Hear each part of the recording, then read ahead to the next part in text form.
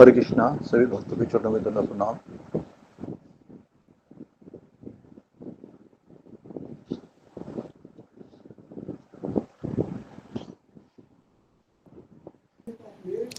हरे कृष्णा गुरु प्रभु जी, दंडवत प्रणाम। सभी भक्तों को दंडवत माता जी। प्रणाम। हरे कृष्णा सभी भक्तों के चरणों में दंडवत प्रणाम।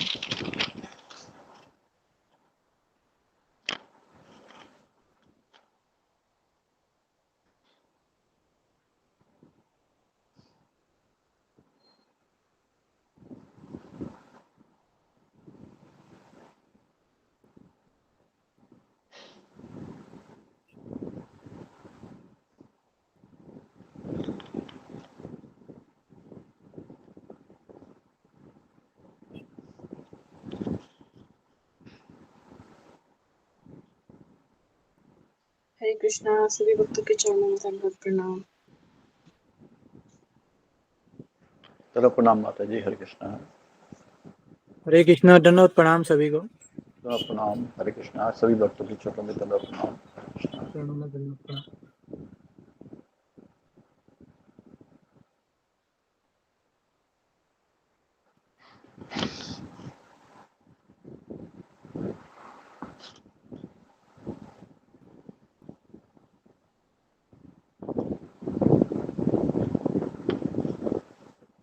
सभी भक्तों के चरणों में दंडवत प्रणाम। हरे कृष्णा।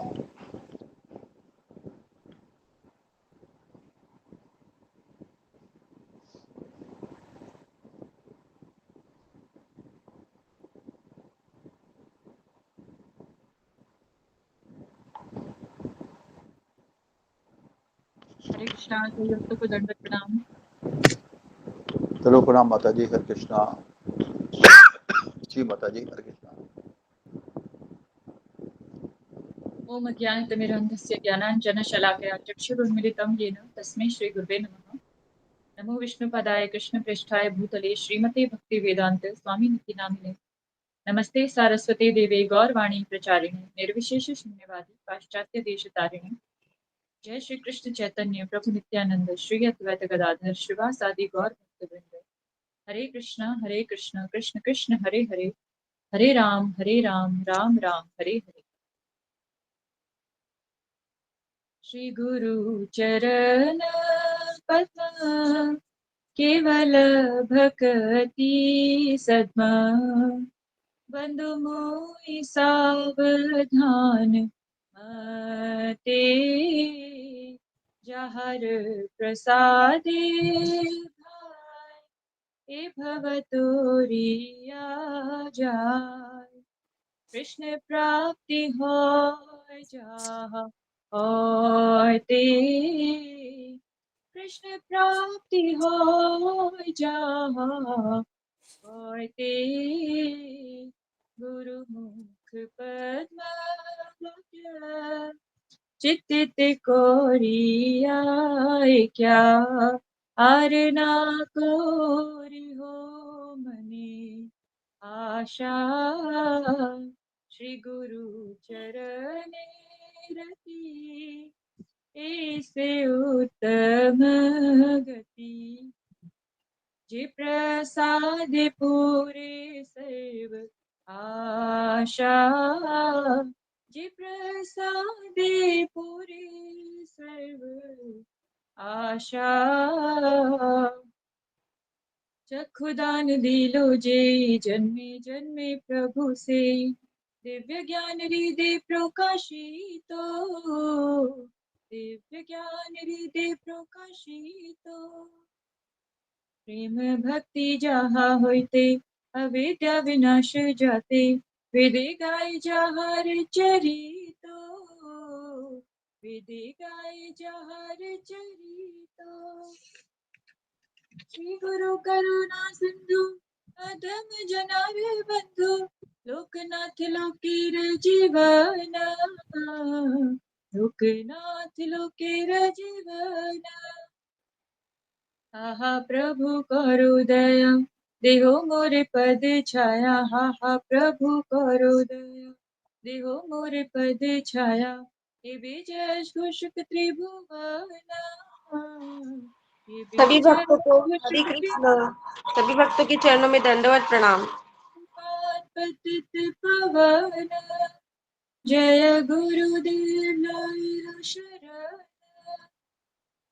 प्रभु पदाय प्रभु पदाय जय प्रभु पदाय, जय जय प्रभुपाद प्रभुपाद जय जय प्रभुपाद, जय जय गुरुदेव गुरुदेव गुरुदेव, जय जय गुरुदेव। निताय गौर हरि बोल हरि बोल हरि बोल, निताय गौर हरि बोल, निताय गौर हरि बोल हरि बोल हरि बोल, निताय गौर हरि बोल। हरे कृष्णा। सभी भक्तों के चरणों में दंडवत प्रणाम। हरि बोल। बहुत सुंदर माता जी, धन्यवाद आपका। बहुत सुंदर। बहुत सुंदर माता जी, बहुत सुंदर। बहुत सुंदर माता जी। हरे कृष्णा प्रभु जी, दंडवत प्रणाम प्रभु जी, दंडवत प्रणाम। सभी भक्तों के चरणों में दंडवत प्रणाम। हरे कृष्णा।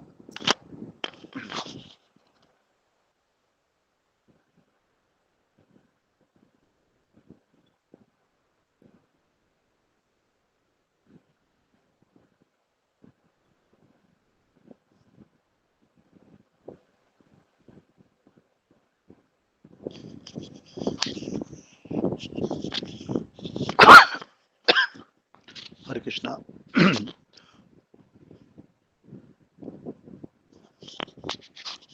कोई भक्त कल के बारे में बताना चाहेगा?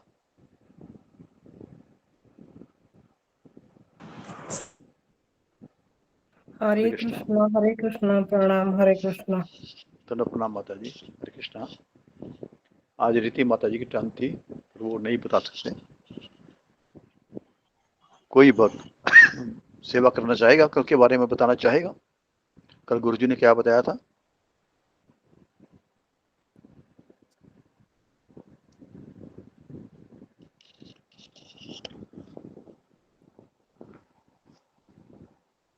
कल गुरुजी ने शबरी माता जी के बारे में बताया था। सेकंड पार्ट, पहला पार्ट पिछले हफ्ते हुआ था और सेकंड पार्ट कल हुआ था शबरी माता का, जिसका शीर्षक था शबरी माता पर कृपा कैसे की भगवान जी ने। राम जी जब शबरी आश्रम पधारे, जटायु को गति देने के बाद, जब जटायु को गति की भगवान जी ने, तो शबरी के आश्रम में पधारे जब भगवान जी, तो उस समय शबरी माता रास्ते को गुहार के फूलों से सजा रही थी भगवान जी के स्वागत के लिए। राम जी को देखकर शबरी माता को अपने गुरु मार्तंड मुनि की याद आई। यहाँ पर गुरु जी प्रश्न करते थे कि उसे गुरु की याद क्यों आई शबरी माता को, क्योंकि गुरु के मार्फत ही, गुरु के द्वारा ही, गुरु की संगत के द्वारा, गुरु आशीर्वाद से ही वो राम जी के दर्शन कर पाई। तो इसलिए जब भी हम मंदिर जाते हैं, विग्रह के दर्शन करते हैं या कहीं ऐसे स्थान पे जाते हैं, तो हमें गुरु की याद आनी चाहिए, हमें उनका कर्तव्य होना चाहिए कि उनके कारण ही हम आज ये मंजिल हासिल कर पाए, यहाँ ये स्थान हमें मिला है ताकि हम दर्शन कर पाए। तो शबरी माता को मार्तंड मुनि के है, जब प्रश्न किया गुरु जी ने, जब शाम राम आए थे तो शबरी को किसका स्मरण हुआ, तो उसे अपने मार्तंड मुनि गुरु जी का दर्शन स्मरण हुआ था। फिर दूसरा प्रश्न करते हैं कि आसक्ति कैसे निर्माण कर लेते हैं, आसक्ति का निर्माण कैसे होता है। तो गुरु जी कहते हैं सेवा करने से आसक्ति उत्पन्न होती है।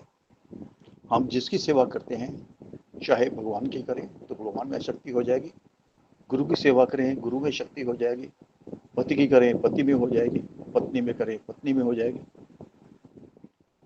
तो सेवा एक मूल कारण है आसक्ति का। तो जिसकी सेवा करते हैं हमें उसमें आसक्ति उत्पन्न हो जाती है। जैसे शबरी ने देखा कि उनके नेत्र राम जी के कमल से दृश्य थे। अब नेत्रों को कमल की उपमा क्यों दी जाती है, यह प्रश्न था। क्योंकि कमल सर्वांग सुंदर पुष्प होता है, उससे अच्छा पुष्प नहीं होता, तो इसलिए नयनों को कमल नयन कहा जाता है। हालांकि मुख को भी कमल मुख भी कहते हैं भगवान के मुख को, क्योंकि सबसे सुंदर कमल होता है, पुष्प होता है। तो सबरी माता जी ने सबसे पहले भगवान राम के चरणों के दर्शन किए, उनके चरण पकड़ लिए। भगवान राम सांवले रंग के थे और साथ में लक्ष्मण था उनका भाई, जो गौरवर्ण का था। वे प्रेम से मगन हो गई और मुंह से एक शब्द भी नहीं निकाल पाई। जब हमें अचानक हमें मुंह मांगी या वांछित वस्तु मिल जाती है, आश्चर्य होता है, तो हमारे मुख से एक शब्द भी नहीं निकलता, क्योंकि हम उस टाइम बहुत ज्यादा खुशी में महसूस करते हैं, आनंद महसूस करते हैं, तो हम एक शब्द भी नहीं निकाल पाते।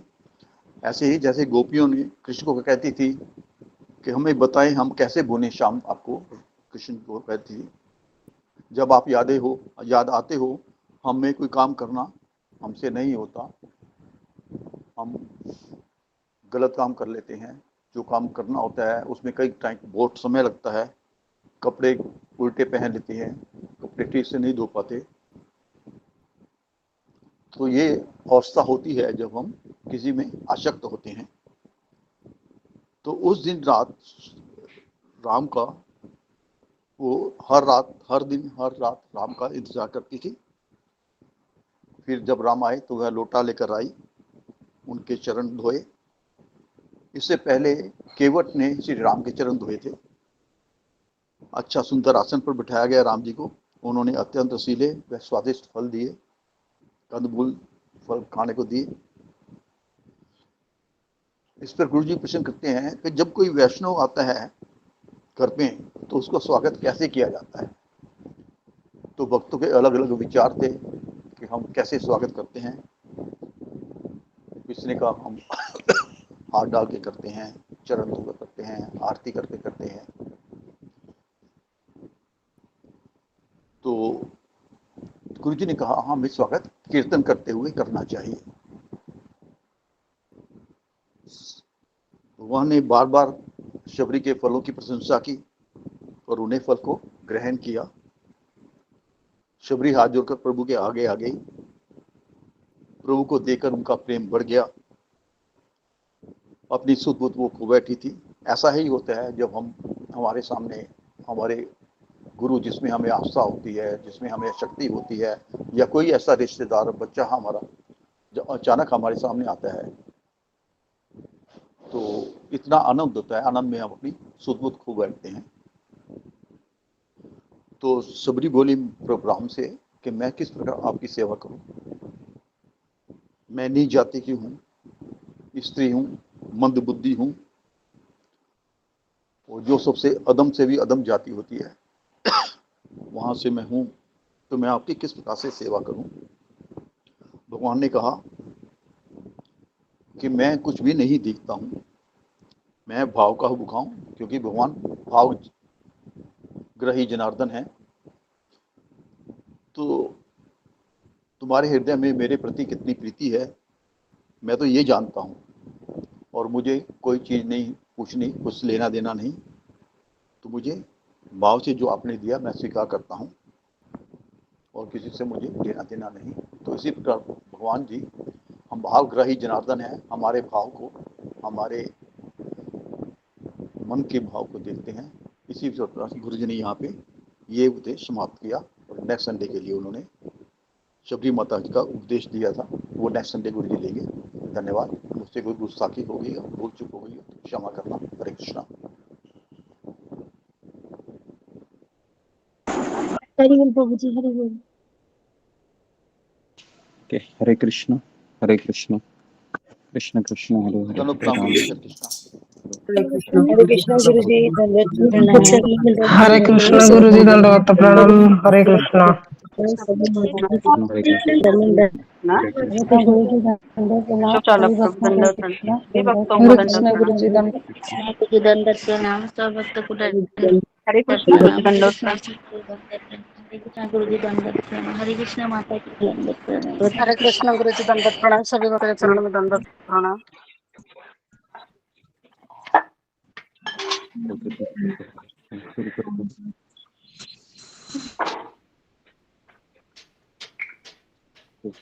हरे कृष्ण। ओम अज्ञानतिमिरन्धस्य ज्ञानाञ्जनशलाकया चक्षुरुन्मीलितं येन तस्मै श्रीगुरवे नमः। हरे कृष्णा गुरु जी दंडवत प्रणाम। नमो विष्णुपदाय कृष्णपृष्ठाय भूतले श्रीमते भक्तिवेदान्त स्वामिनिति नाम। नमस्ते सरस्वती देव गौरवाणी प्रचारिणे निर्विशेष शून्यवादी सत्यनिष्ठ।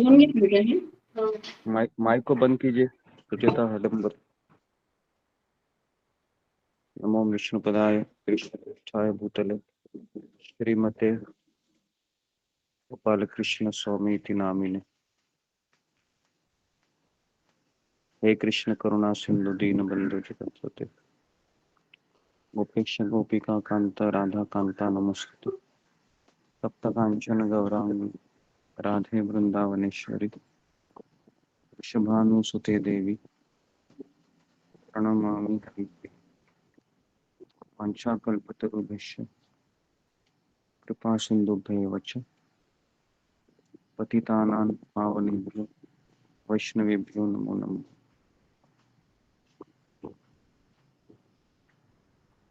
जय श्री कृष्ण चैतन्य प्रभु नित्यानंद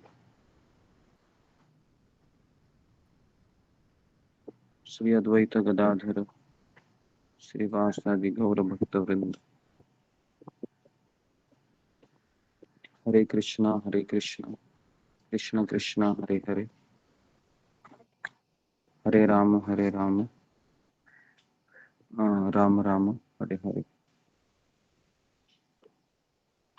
ओके, हरे कृष्ण। सबका स्वागत है सत्र में। तो आज हम गोपाल कृष्ण गोस्वामी महाराज के बारे में कुछ चर्चा करेंगे, ताकि मैं मेरी जिह्वा को शुद्ध करूं और आप आपके कानों को शुद्ध करें। तो भगवान के भक्तों की महिमा सुनना ये एक अलौकिक कार्य होता है। और कल ही हमने सुना था कि परम पूज्य गोपाल कृष्ण गोस्वामी महाराज है, इन्होंने देहरादून में अपना शरीर छोड़ा और उसके पश्चात वो दिल्ली पर लाए गए थे कल, जो उनका हेडक्वार्टर है गोपाल कृष्ण गोस्वामी महाराज का। और दिल्ली से अभी वो वृंदावन के लिए प्रस्थान करेंगे आज के दिन।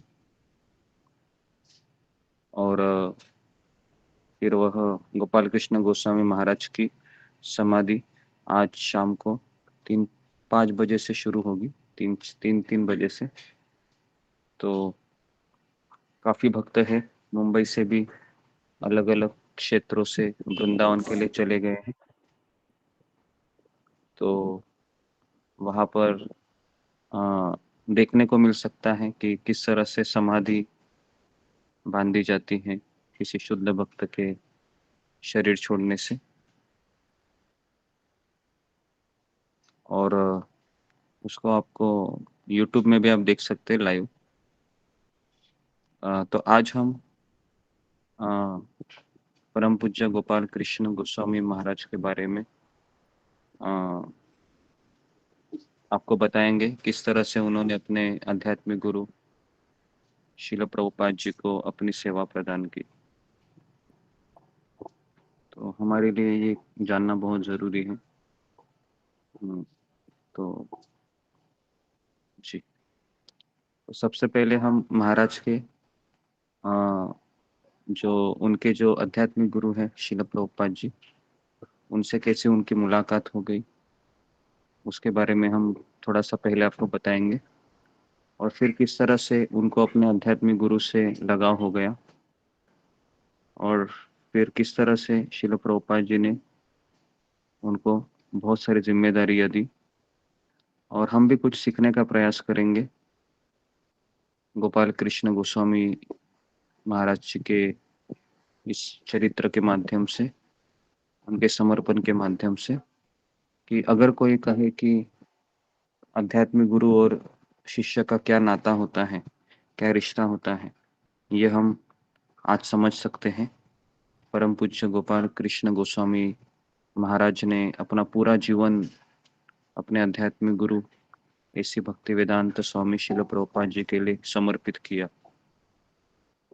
तो हमारे लिए एक बहुत बड़ी शिक्षा है, क्योंकि हम जिस मार्ग पर चलना चाह रहे हैं, इस मार्ग पर गोपाल कृष्ण गोस्वामी महाराज अपना सफर पूरा कर चुके हैं, है ना। तो हम इनकी जीवनी से कुछ शिक्षा ग्रहण कर सकते हैं। और अगर मैं आपको कहूँ कि गोपाल कृष्ण गोस्वामी महाराज ये आज के तारीख के नंबर 1 लीडर थे, पूरे भारत के लिए नहीं, विश्व में भी वो उनके अनेक देशों के वो जीबीसी थे, है ना। तो ये सब सारी चीजें कैसे उन्होंने अकेले हैंडल की, तो ये हम सब चीज आज हम प्रयास करेंगे। और ये भी हम समझने का प्रयास करेंगे कि आध्यात्मिक गुरु से संबंध जुड़ने का वास्तविक अर्थ क्या है ना। ये भी आज हम देखने का प्रयास करेंगे। तो आप में से कितने लोग हैं ये जानते हैं कि परम पूज्य गोपाल कृष्ण गोस्वामी महाराज का, है ना, तिरोभाव हो गया है और आज उनको वृंदावन में समाधि दी जाएगी। तो मुझे लगता है कि सारे सोशल मीडिया में जितने भी ग्रुप हैं, सब जगह पर ये पूरा लाइव मैसेज है अभी कि सभी जगह पर दिल्ली से भी काफ़ी भक्त रवाना हो चुके हैं, है ना, क्योंकि दिल्ली उनका हेडक्वार्टर है। और अगर मैं आपको कहूँ कि भारत में जो सबसे बड़ा प्रचार किया है किसी भी महाराज ने, तो सबसे ज़्यादा प्रचार परम पूज्य गोपाल कृष्ण गोस्वामी महाराज ने किया है। जितना भी भारत में मैक्सिमम दिल्ली का जो प्रचार है ना, ऐसा प्रचार की न भूतो न भविष्यति। तो श्रील प्रभुपाद जी की जो इच्छा थी उन्होंने पूरी की।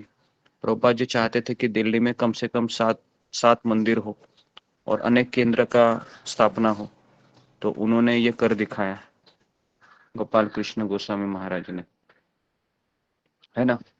तो जी, तो थोड़ा सा पहले हम आपको ये बताने का प्रयास करेंगे कि गोपाल कृष्ण गोस्वामी महाराज पहली बार अपने गुरु से कैसे मिले और किस तरह से उन्होंने अपना सफर शुरू किया इस्कॉन में, और किस तरह से उन्होंने कल अपना शरीर छोड़ा। तो ये सारी चीजें मैं बताने का प्रयास कर रहा हूँ। मैं तो कठिन है किसी महात्मा के बारे में बताना, है ना, लेकिन जी। तो गोपाल कृष्ण गोस्वामी महाराज का जो आविर्भाव है, मतलब उनका प्राकट्य, वह 14 अगस्त, मतलब भारतीय स्वतंत्रता के एक दिन पहले 14 अगस्त 1944 को अन्नता एकादशी के दिन दिल्ली में हुआ था। तो मैं वापस कह रहा हूँ कि परम पूज्य गोपाल कृष्ण गोस्वामी महाराज का आविर्भाव हम इसलिए कहते हैं क्योंकि महान वैष्णव होते हैं, वह प्रकट होते हैं भगवान की तरफ, वो जन्म नहीं लेते हैं, है ना। तो इसके लिए गोपाल कृष्ण गोस्वामी महाराज का आविर्भाव, जिस तरह से सूर्य है, सूर्य का आविर्भाव होता है और सूर्य का तिरोभाव होता है, बराबर है। ठीक उसी प्रकार से परम पूज्य जो गोपाल कृष्ण गोस्वामी महाराज, इनका आविर्भाव हुआ था 1944 में अन्नदा एकादशी के दिन। ओके, और इस दिन उनका आविर्भाव हुआ था।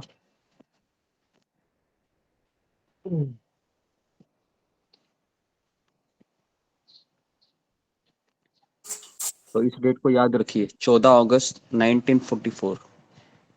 ओके, हम तो भागवत में कई साल पहले कथाएं सुनते हैं, लेकिन कलयुग के संत हैं गोपाल कृष्ण गोस्वामी महाराज, जिन्होंने अपना पूरा जीवन प्रभुपाद को दिया, पूरा जीवन। 79 उम्र के वो थे, है ना, 79 उम्र के थे, और अभी आने वाले अगस्त के दिन वो 80 साल के होने वाले थे। और वो जब शिला प्रभुपाद से मिले थे तब उनका उम्र था 25 साल, 25 ईयर्स। आप सोचिए, अभी 79 माइनस 25 अगर हम करेंगे तो 54 ईयर, अपनी जिंदगी के 54 साल उन्होंने अपने गुरु को समर्पित किए। 54 ईयर, सोचिए।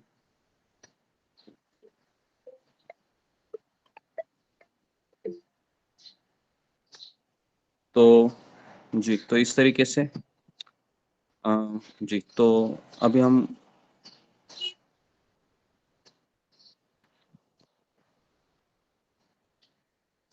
अपने अवतरण के समय उनका नाम रखा गया था गोपाल कृष्ण, उनके माता पिता ने नाम रखा। एकादशी के दिन इनका जन्म हुआ था, तो माता पिता ने नाम रखा गोपाल कृष्ण। और उनके आध्यात्मिक गुरु शिला प्रभुपाद ने जब उनको दीक्षा दी थी, हरिनाम की दीक्षा, उस समय उनका नाम उन्होंने नहीं बदला। प्रभुपाद ने कहा कि तुम्हारा नाम गोपाल कृष्ण है, तुम्हारा नाम पहले से ही आध्यात्मिक है। तो प्रभुपाद जी ने उनका नाम नहीं बदला। जो उनके माता पिता ने उनको नाम दिया था गोपाल कृष्ण, वही नाम शिला प्रभुपाद जी ने भी रखा। और जब परम पूज्य गोपाल कृष्ण गोस्वामी महाराज ने संन्यास लिया, उस समय भी उनका नाम नहीं बदला गया, उनका नाम गोपाल कृष्ण ही रखा। तो परम पूज्य गोपाल कृष्ण गोस्वामी महाराज ने दिल्ली के विश्वविद्यालय में अपना ग्रेजुएशन पूरा किया। पढ़े लिखे थे बहुत। अगर आप उनकी पुरानी वीडियो देखोगे, जब एकदम पुरानी वीडियो 1980 का या 1986 88 का, तब आपको पता चलेगा कि कितने टैलेंटेड थे, कैसे अंग्रेजी बोलते थे, और किस तरह से वो अंग्रेजी भाषाओं में ऑस्ट्रेलिया, न्यूजीलैंड, रशिया, यहाँ पर प्रचार किया करते थे। तो और फिर जैसे ही उन्होंने ग्रेजुएशन पूरा किया, फिर वह फ्रांस में चले गए अपना आगे का पढ़ाई करने के लिए। तो फ्रांस के सरकार ने वहां पर उसको छात्रवृत्ति दी, पेरिस शहर में, फ्रांस की राजधानी है। और वहां पर उन्होंने बिजनेस मैनेजमेंट का अध्ययन किया, बिजनेस मैनेजमेंट की तक पढ़ाई की इन्होंने। और बाद में ये मॉन्ट्रियल में, मॉन्ट्रियल मतलब कनाडा में, तो फिर कनाडा में फिर वो चले गए, और मॉन्ट्रियल में उन्होंने आगे की पढ़ाई की। उन्होंने बिजनेस एडमिनिस्ट्रेशन की मास्टर डिग्री प्राप्त की, है ना। मास्टर मतलब पोस्ट ग्रेजुएशन। तो इतने पढ़े लिखे थे ये। आपको बात समझ में आ रही? गोपाल कृष्ण गोस्वामी महाराज बहुत पढ़े लिखे थे, है ना। पोस्ट ग्रेजुएशन तक उन्होंने पढ़ाई की थी बिजनेस मैनेजमेंट में उस समय, है ना। आप सोच सकते हो 1960 का वो दशक होता होगा। और उस समय बहुत नौजवान बालक थे ये, उम्र की 25 साल में उन्होंने कनाडा में फिर वो जॉब करना शुरू किया। और पेप्सी के, कोका कोला जो कंपनी है, वहां पर ये मार्केटिंग के हेड थे। तो कनाडा में ही वह जॉब करने लग गए। और फिर पहली बार उनकी मुलाकात हो गई अपने आध्यात्मिक गुरु से। आवाज मेरा आ रहा है अशोक चावला प्रभु? जी हरे गुरु जी, गुरु। आ रहे हैं, बड़ी स्पष्ट आता है गुरु आ जी। रहा है ना? जी। तो फिर जैसे ही उनकी मुलाकात हो गई, पहली बार एक भक्त थे महापुरुष दास, इन्होंने कहा कि आप बहुत अच्छे भारतीय पुरुष हो, कनाडा में आप जॉब कर रहे हो, आप क्यों नहीं मेरे आध्यात्मिक गुरु से मुलाकात करते? हमारे आध्यात्मिक गुरु एसी भक्तिवेदांत स्वामी प्रभुपाद 1 जून को आ रहे हैं मॉन्ट्रियल में, और आपके पास बहुत अच्छा अवसर है। तो गोपाल कृष्ण गोस्वामी महाराज कहे कि मैं गुरु की खोज के लिए अनेक जगह पर घूमा, मैं मंदिरों में चला गया, गुरुद्वारों में चला गया, सभी जगह पर मैंने खोजा, लेकिन मुझे कहाँ गुरु नहीं मिले। तो जैसे मेरा ग्रेजुएशन भारत में हुआ था, तो आगे की पढ़ाई के लिए मुझे पेरिस जाना था, लेकिन मैं सोच रहा था कि मुझे गुरु तो भारत में ही मिलेंगे। तो अपना ग्रेजुएशन का पढ़ाई करने के बाद वह काफी मंदिरों में घूमे, काफी गिरजाघरों में भी वो चले गए, गुरुद्वारों में चले गए, लेकिन वहां पर वो सुबह से जाके शाम तक बैठा करते थे, लेकिन वहां पर भी उनको कोई गुरु नहीं मिले।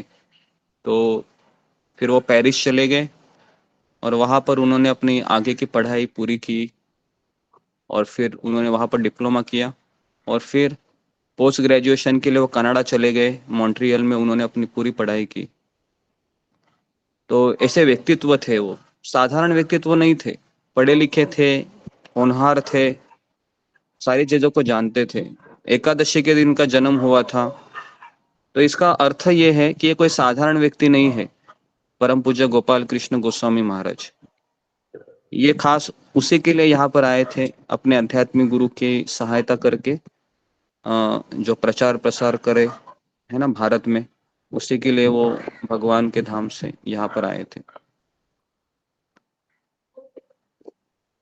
तो जैसा कि मैंने कहा कि एक महापुरुष दास है, महापुरुष प्रभु है, उन्होंने इस छात्र को देखा कि ये कोका कोला पेप्सी के कंपनी में काम कर रहा है, मार्केटिंग हेड है, पढ़ा लिखा लग रहा है, तो कहा कि हमारे आध्यात्मिक गुरु 1 जून को आ रहे हैं मॉन्ट्रियल में, और आप भी गुरु की खोज कर रहे हो, आपने हमें कहा, तो क्यों नहीं आप हमारे आध्यात्मिक गुरु से मिलते, क्योंकि वो भी भारतीय है और महापुरुष दास ये अमेरिकन थे। तो फिर उनको बड़ा उत्साह लगा, और पहले ही दिन, मतलब 30 मई, है ना, तो आज एक तरीके से 6 मई है, बराबर है, आज 6 मई है, और 6 मई 2023 है, लेकिन 30 मई 1968 वो दिन था। वो पहले से इतनी खुशी थी उनको, इतनी खुशी थी कि उनको रहा नहीं गया। वो सोच रहे थे कि 1 जून को आएंगे तो मैं 30 मई को ही चला जाऊंगा। तो 30 मई को ही वो उस मॉन्ट्रियल के मंदिर में जा पहुंचे, कनाडा में, जहाँ पर उनको अमेरिकन जो वहाँ के भक्त है, अमेरिकन भक्त, यूरोपियन भक्त, उनको दिखाई दिए। तो 25 साल उनकी उम्र थी उस समय, युवा छात्र थे, लड़के थे, शादी नहीं हुई थी अभी तक, और मार्केटिंग हेड थे कनाडा में, काफी अच्छी तनख्वाह थी उनकी। और 30 मई को जैसे पहुंचे, कीर्तन चल रहा था मंदिर में, और वो भी कीर्तन में बैठ गए, बहुत अच्छा लगा कीर्तन। और फिर वह गोपाल कृष्ण जो प्रभु है, उन्होंने फिर कहा मंदिर के अध्यक्ष को कि क्या मैं कुछ सेवा कर सकता हूँ यहाँ पर। तो देखिए किस तरह से इंटरेक्शन है ये यहाँ पर। पहले ही दिन वो आकर पूछे कि क्या मैं कुछ सेवा कर सकता हूँ। तो फिर मंदिर के अध्यक्ष ने कहा कि जी आप एक सेवा कर सकते हैं, परसों प्रभुपाद जी आ रहे हैं, तो वहां पर उनका जो कमरा है वो साफ सफाई करना बाकी है, तो आप क्यों ना प्रभुपाद जी का कमरे को साफ सफाई करें। तो उनको बहुत उत्साह आ गया, और फिर वह अपने आध्यात्मिक गुरु श्रील प्रभुपाद जी के कमरे का उनको सेवा, पहला उनका सेवा था वो, डायरेक्ट सेवा एक तरीके से, है ना, कि जहाँ पर आध्यात्मिक गुरु का निवास है, जहाँ वो रहने वाले हैं, वहां पर वह झाड़ू लगाए, पूरा कमरा साफ किए, सुबह से शाम तक उसको पूरा चमका दिया उन्होंने, है ना, पूरे कोने कोने में जो गंदगी थी पूरा झाड़ू मार दिया, कुर्सी टेबल थे सब पोंछ लिया उन्होंने, जो फ्रेम थे दीवार पे लगाए हुए थे, है ना, सब पोंछ लिया अच्छे से। इतना चकाचक किया कि आध्यात्मिक जो उनके जो अध्यक्ष थे, मंदिर अध्यक्ष, बहुत खुश संतुष्ट हुए और कहा कि आपने प्रभुपाद जी का अपार्टमेंट साफ किया है, कितने भाग्यवान हैं आप। तो महाराज ने कहा कि मैं भक्तिमय सेवा में अपने पहले कार्यभार के रूप में इसे प्राप्त करने के लिए भाग्यशाली था। तो गोपाल कृष्ण महाराज कह रहे थे कि मैं कितना भाग्यशाली था कि मुझे पहली सेवा मुझे ये मिली कि मेरे आध्यात्मिक गुरु के कमरे को साफ करने की। और वो आज भी वो दिन वो याद करते हैं।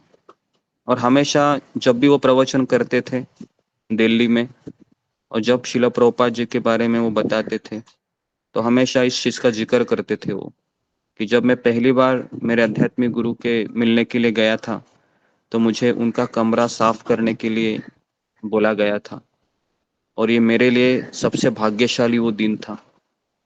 तो वो कह रहे थे कि इस सेवा को मुझे मिला, ये मेरा कितना भाग्य था। और आज 50 साल हो गए, आप सोच सकते हो 50 साल होने के पश्चात भी वो अपने आध्यात्मिक गुरु का जो पहला सेवा को रोज याद करते हैं।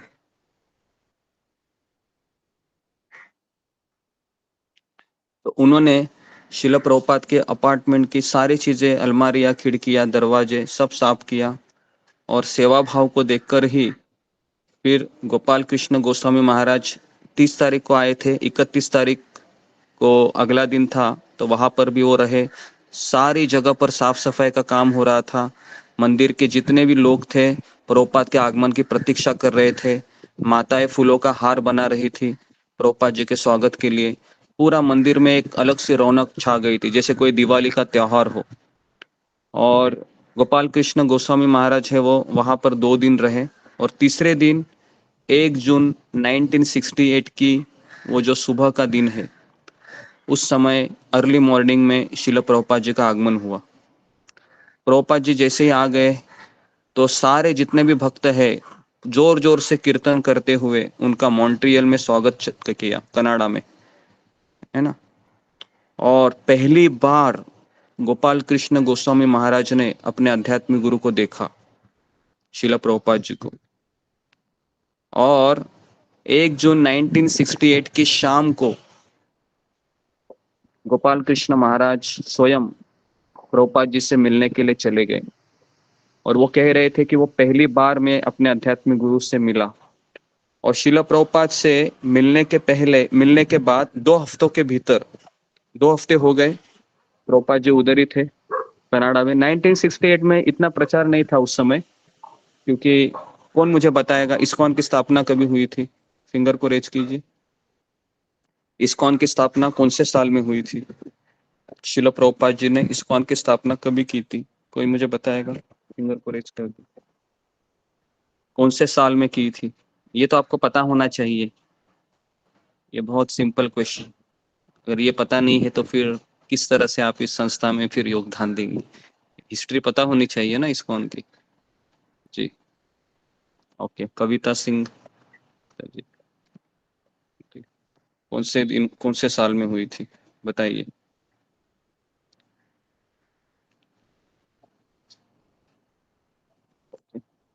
जी रंजना माता जी।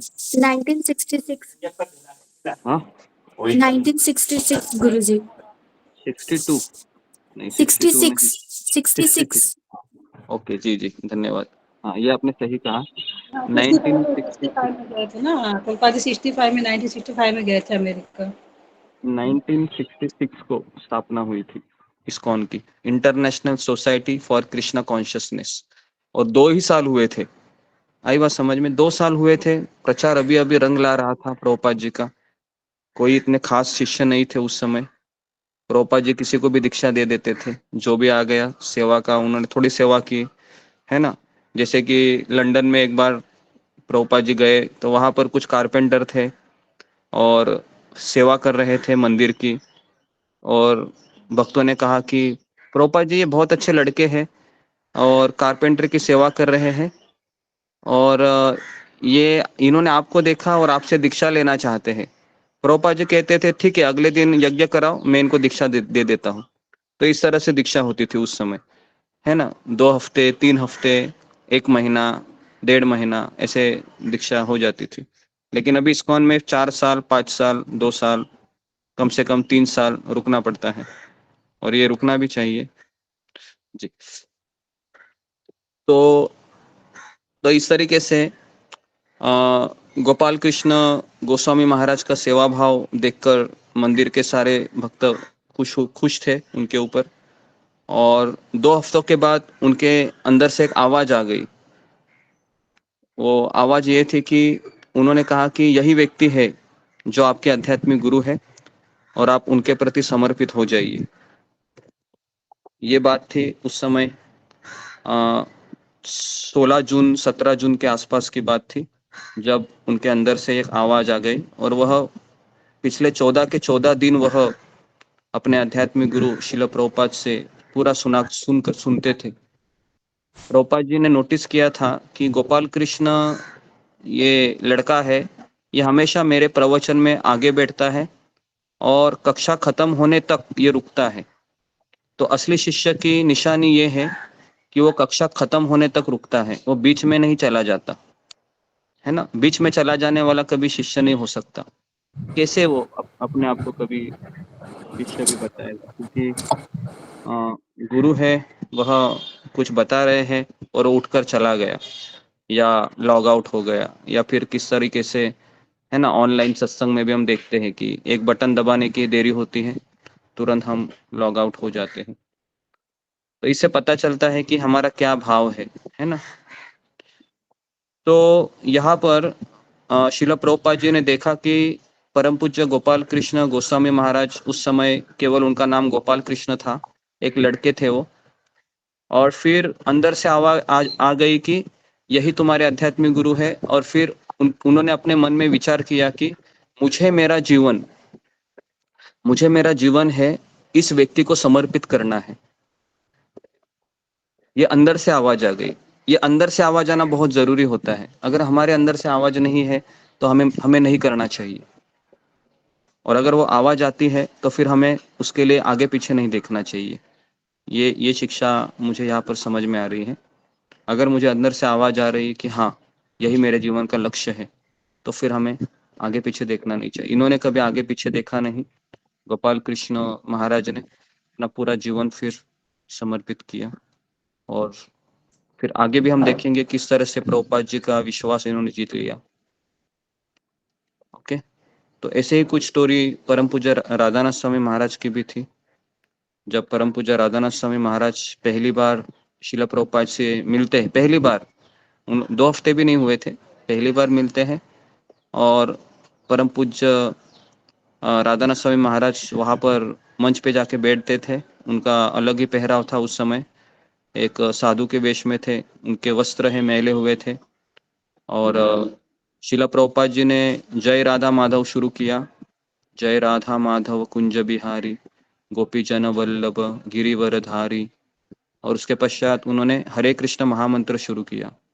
और जैसे हरे कृष्ण महामंत्र सुना राधानाथ स्वामी महाराज ने मंच पर, तो उनको सबसे पहले गंगा माई की याद आई।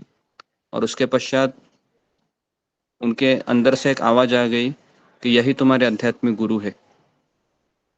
लेकिन उस समय उनके मन ने उनको स्वीकार नहीं किया, है ना। वृंदावन में उन्होंने स्वीकार किया शिला प्रभुपाद जी को। राधानाथ स्वामी महाराज की मैं बात कर रहा हूँ। लेकिन गोपाल कृष्ण गोस्वामी महाराज है, इन्होंने मॉन्ट्रियल कनाडा में ही 2 हफ्ते इन्होंने श्रवण किया प्रभुपाद जी से, और पूरा कन्विंस हो गए, कोई संशय नहीं रहा फिर। और फिर इन्होंने सोचा कि बस यही मैं चाहता था। मेरी पढ़ाई तो मैंने बहुत की है, मैं अभी पेप्सी कोका कोला मंदिर कंपनी में वह एक मैनेजर हेड भी थे, मार्केटिंग हेड थे वो। तो प्रभुपाद जी से मिले वो। प्रभुपाद जी ने पूछा कि कनाडा में तुम क्या कर रहे हो। तो गोपाल कृष्ण प्रभु ने कहा कि मैं यहाँ पर पढ़ाई करने के लिए आया था, बिजनेस मैनेजमेंट। मैंने पढ़ाई पूरी की, मैं भारत का दिल्ली का हूँ मैं।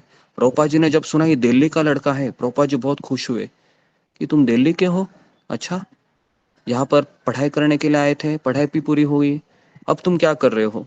तो गोपाल कृष्ण प्रभु ने कहा मैं यहाँ पर अभी पेप्सी कोका कोला कंपनी का मार्केटिंग हेड हूँ। तो प्रभुपाद जी को और भी अच्छा लगा। कौन मुझे बताएगा प्रभुपाद जी को क्यों इतना अच्छा लगा, जब उन्होंने सुना कि ये मार्केटिंग हेड है ना। इसका कुछ कनेक्शन था, इसके लिए प्रभुपाद जी इनके ऊपर फिर इंटरेस्ट लेने लगे। कोई मुझे बताएगा क्या कनेक्शन था, थोड़ा सा अगर आपको कोई हिंट मिल रहा होगा तो। जी ओके जी, अनुराधा गोयल बताइए। हरे कृष्णा प्रभु जी। मुझे कुछ लगता है प्रभु जी ऐसे कि उन्होंने सोचा कि ना ये प्रचार प्रसार बहुत अच्छा करेगा ये। हाँ वेरी गुड। ये मार्केटिंग जो फील्ड है ना, इसमें प्रचार प्रसार करते हैं किसी भी प्रोडक्ट का ना। मार्केटिंग में मतलब लोगों के पास जाना, लोगों से बात करना, लोगों को उस प्रोडक्ट के बारे में बताना, तो ये चीज़ मार्केटिंग की होती है। तो प्रभुपाद जी को जब पता चला कि इसने बिजनेस में इसने मास्टरी की है, तो मेरे लिए बहुत ये काम का आदमी है ये, है ना। क्योंकि प्रभुपाद जी को ऐसे ही लोग चाहिए, प्रभुपाद को ऐसे लोग नहीं चाहिए जो बस प्रसाद ले और फिर सो जाए, कुछ ना करे। प्रभुपाद जी ऐसे भक्तों को बिल्कुल चिढ़ते थे कि मंदिर में आते हैं, प्रसाद लेते हैं और फिर बस सो जाते हैं, कुछ सेवा नहीं करते हैं, है ना। तो ऐसा ऐसा भक्त, ऐसा शिष्य बिल्कुल अच्छा नहीं लगता। तो प्रभुपाद जी ने देखा कि ये सेवा भाव भी है इसमें, ये भारतीय भी है, दिल्ली में रहता है, मार्केटिंग हेड है अभी। तो फिर प्रभुपाद जी बहुत खुश हुए इसके ऊपर, गोपाल कृष्ण प्रभु के ऊपर। कहा कि आप इतने अच्छे यहाँ पर जॉब कर रहे हो कनाडा में, इतने पढ़े लिखे हो। तो फिर उन्होंने पूछा कि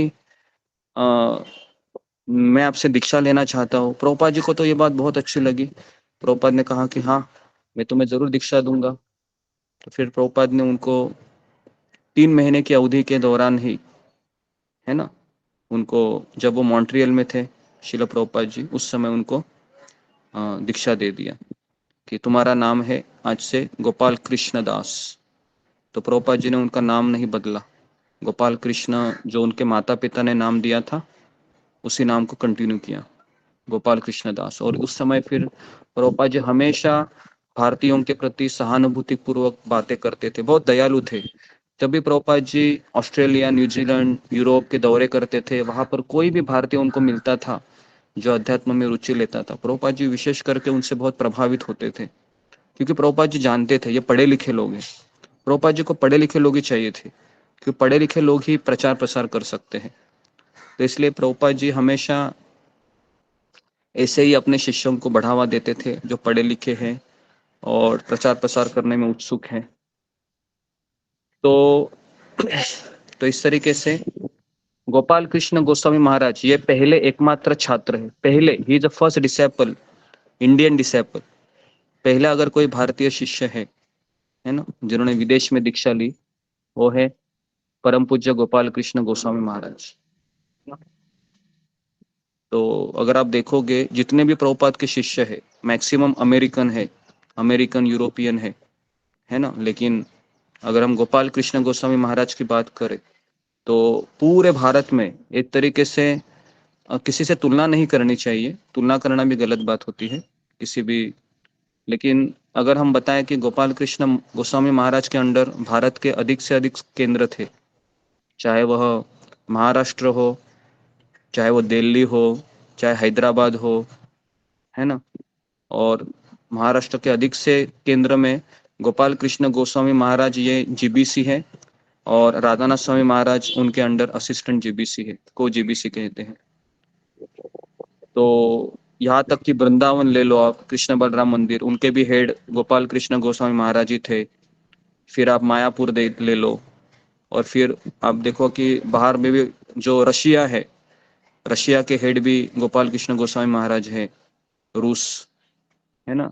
फिर केनिया करके अफ्रीका में एक जगह है, और पंजाब लुधियाना, काफी ऐसे केंद्र है जहाँ पर गोपाल कृष्ण गोस्वामी महाराज का ही पूरा हेड है, पूरा बोलबाला। जितने भी भारत में शिष्य है मैक्सिमम शिष्य गोपाल कृष्ण गोस्वामी महाराज के हैं। मुंबई का जो राधा रासबिहारी मंदिर है, वहां पर भी जब हम गए थे तो वहां पर भी सारे उन्हीं के शिष्य हैं, गोपाल कृष्ण गोस्वामी महाराज के। राधा गिरधारी मंदिर है मीरा रोड में हमारे मुंबई में, वहां पर भी उनके शिष्य है। और सबसे जो बड़े उनके शिष्य है अमोघ लीला प्रभु, जो आजकल पूरे, है ना, भारत में सोशल मीडिया में बहुत ही प्रसिद्ध है, वो भी उन्हीं के शिष्य हैं, गोपाल कृष्ण गोस्वामी महाराज के। तो एक तरीके से ऐसे होनहार शिष्यों को उन्होंने है ना, प्रशिक्षण दिया कि आज वह उनके गुरु का कार्य को निभा रहे हैं। तो फिर 3 महीने हो गए प्रभुपाद से मिलकर, और उन्होंने 3 महीने में ही अपना मन बना लिया था कि मुझे अभी मेरे आध्यात्मिक गुरु को समर्पित होना है। कोई आगे पीछे कोई ऐसा विचार नहीं था कि मुझे अभी ये करना है, मुझे अभी पैसा कमाना है, मुझे अभी यहाँ जाना है, कोई ऐसा विचार नहीं था। उन्होंने सोचा था ये मेरे गुरु मुझे मिल गए, भगवान ने मुझे मिला दिया, बस अभी मेरे लिए ये जो कहेंगे वही भगवान की आज्ञा है, और इसके पीछे मैं कुछ नहीं जानता हूँ और ना मैं कुछ सोचता हूँ। तो इस तरीके से गुरु मुख पद्म वाक्य चिंते कोरिया ऐक्य आर ना करी हम मने आशा। तो ये हम जो गुरु पूजा गाते हैं, तो उस गुरु पूजा के अनुसार उन्होंने कहा कि आर ना करी हम मने आशा, और मेरे मन में कोई आशा नहीं है अभी, जो मेरे गुरु कहेंगे वही मैं करूँगा। और इस तरीके से उस समय परम पूज्य गोपाल कृष्ण गोसाई महाराज ने कहा कि मैं उस समय सुनने के महत्व को नहीं जानता था जब मैं प्रभुपाद से मिला, लेकिन मेरी एकमात्र छोटी सी योग्यता यह थी कि मैं मेरे आध्यात्मिक गुरु का बहुत सम्मान करता था। जब भी वो मुझे दिखाई देते थे मैं उनको प्रणाम करता था, और प्रभुपाद को पहले दिन से ही मैंने देखा था, और मैं अंत तक उनके व्याख्यानों के लिए रुकता था। अंत तक मतलब जब तक प्रभुपाद जी व्यासासन पर बैठे हैं वो कभी छोड़कर नहीं गए। वो कहता था मैं हर एक शब्द को मैं एक पैसे व्यक्ति की तरह मैं, है ना, पीता था, और इससे मुझे पता चला कि मेरे आध्यात्मिक गुरु का मूड क्या है, वो क्या मुझसे चाहते हैं।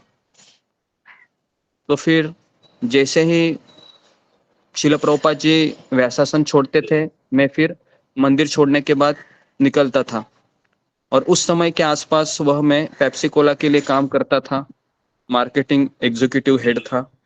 और प्रभुपाद ने मुझ में बहुत दिलचस्पी ली, व्यक्तिगत रूप से मैं उनसे बातें करने लगा, फिर हर दिन मैं उनसे मिलने लगा, और प्रभुपाद और हम दोनों में फिर नियमित रूप से पत्र व्यवहार शुरू हो गया। आई बात समझ में? प्रभुपाद जी भी उनको पत्र लिखते थे। ऐसा लिखा हुआ है इसमें कि हर महीने 3 लंबे पत्र लिखते थे प्रभुपाद जी उनको। सोचो, इतना इतना इनमें घनिष्ठ गुरु शिष्य का संबंध हो गया, गोपाल कृष्ण महाराज का और शिला प्रभुपाद जी का। और फिर एक बार शिला प्रभुपाद ने 27 मई 1969 को, एक्चुअली हाँ मतलब 1 साल लगा, कहा कि मुझे तुम्हारी नाम बदलने की कोई आवश्यकता नहीं है, क्योंकि तुम गोपाल कृष्ण दास के नाम से जाने जाओगे। तो उस समय वो 25 साल के थे, है ना। और बाद में फिर परम पूज्य गोपाल कृष्ण गोसाई महाराज मंदिर में चले गए और खुद को फिर पूरी तरीके से प्रभुपाद की सेवा में व्यस्त कर दिया, पूरा उधर ही कनाडा में ही। कनाडा में मंदिर में फिर वो आते जाते रहते थे, और कई वर्षों तक उन्होंने प्रभुपाद की निजी सचिव के रूप में सेवा की, पर्सनल सेक्रेटरी रहे प्रभुपाद के। मतलब जिस तरह से हमने वो किताब पढ़ा था ना, करुणा के सागर, उसमें कैसे भक्तिचारू महाराज को हमने देखा था कि वो हमेशा प्रभुपाद के साथ थे, तो उसी तरह से गोपाल कृष्ण गोस्वामी महाराज भी हमेशा प्रभुपाद के साथ ही रहते थे। अपने आध्यात्मिक गुरु के साथ रहना, उनसे उनकी सारी सेवाएं करना, ये एक शिष्य का सबसे बड़ा शुद्धिकरण का मार्ग होता है ना। क्योंकि अगर कोई भी व्यक्ति अपने आध्यात्मिक गुरु के साथ रहता है तो उसको डांट बहुत ज्यादा पड़ती है। क्योंकि डांट इसलिए पड़ती है क्योंकि गुरु के पास रहना ये बहुत बड़ा चैलेंज होता है।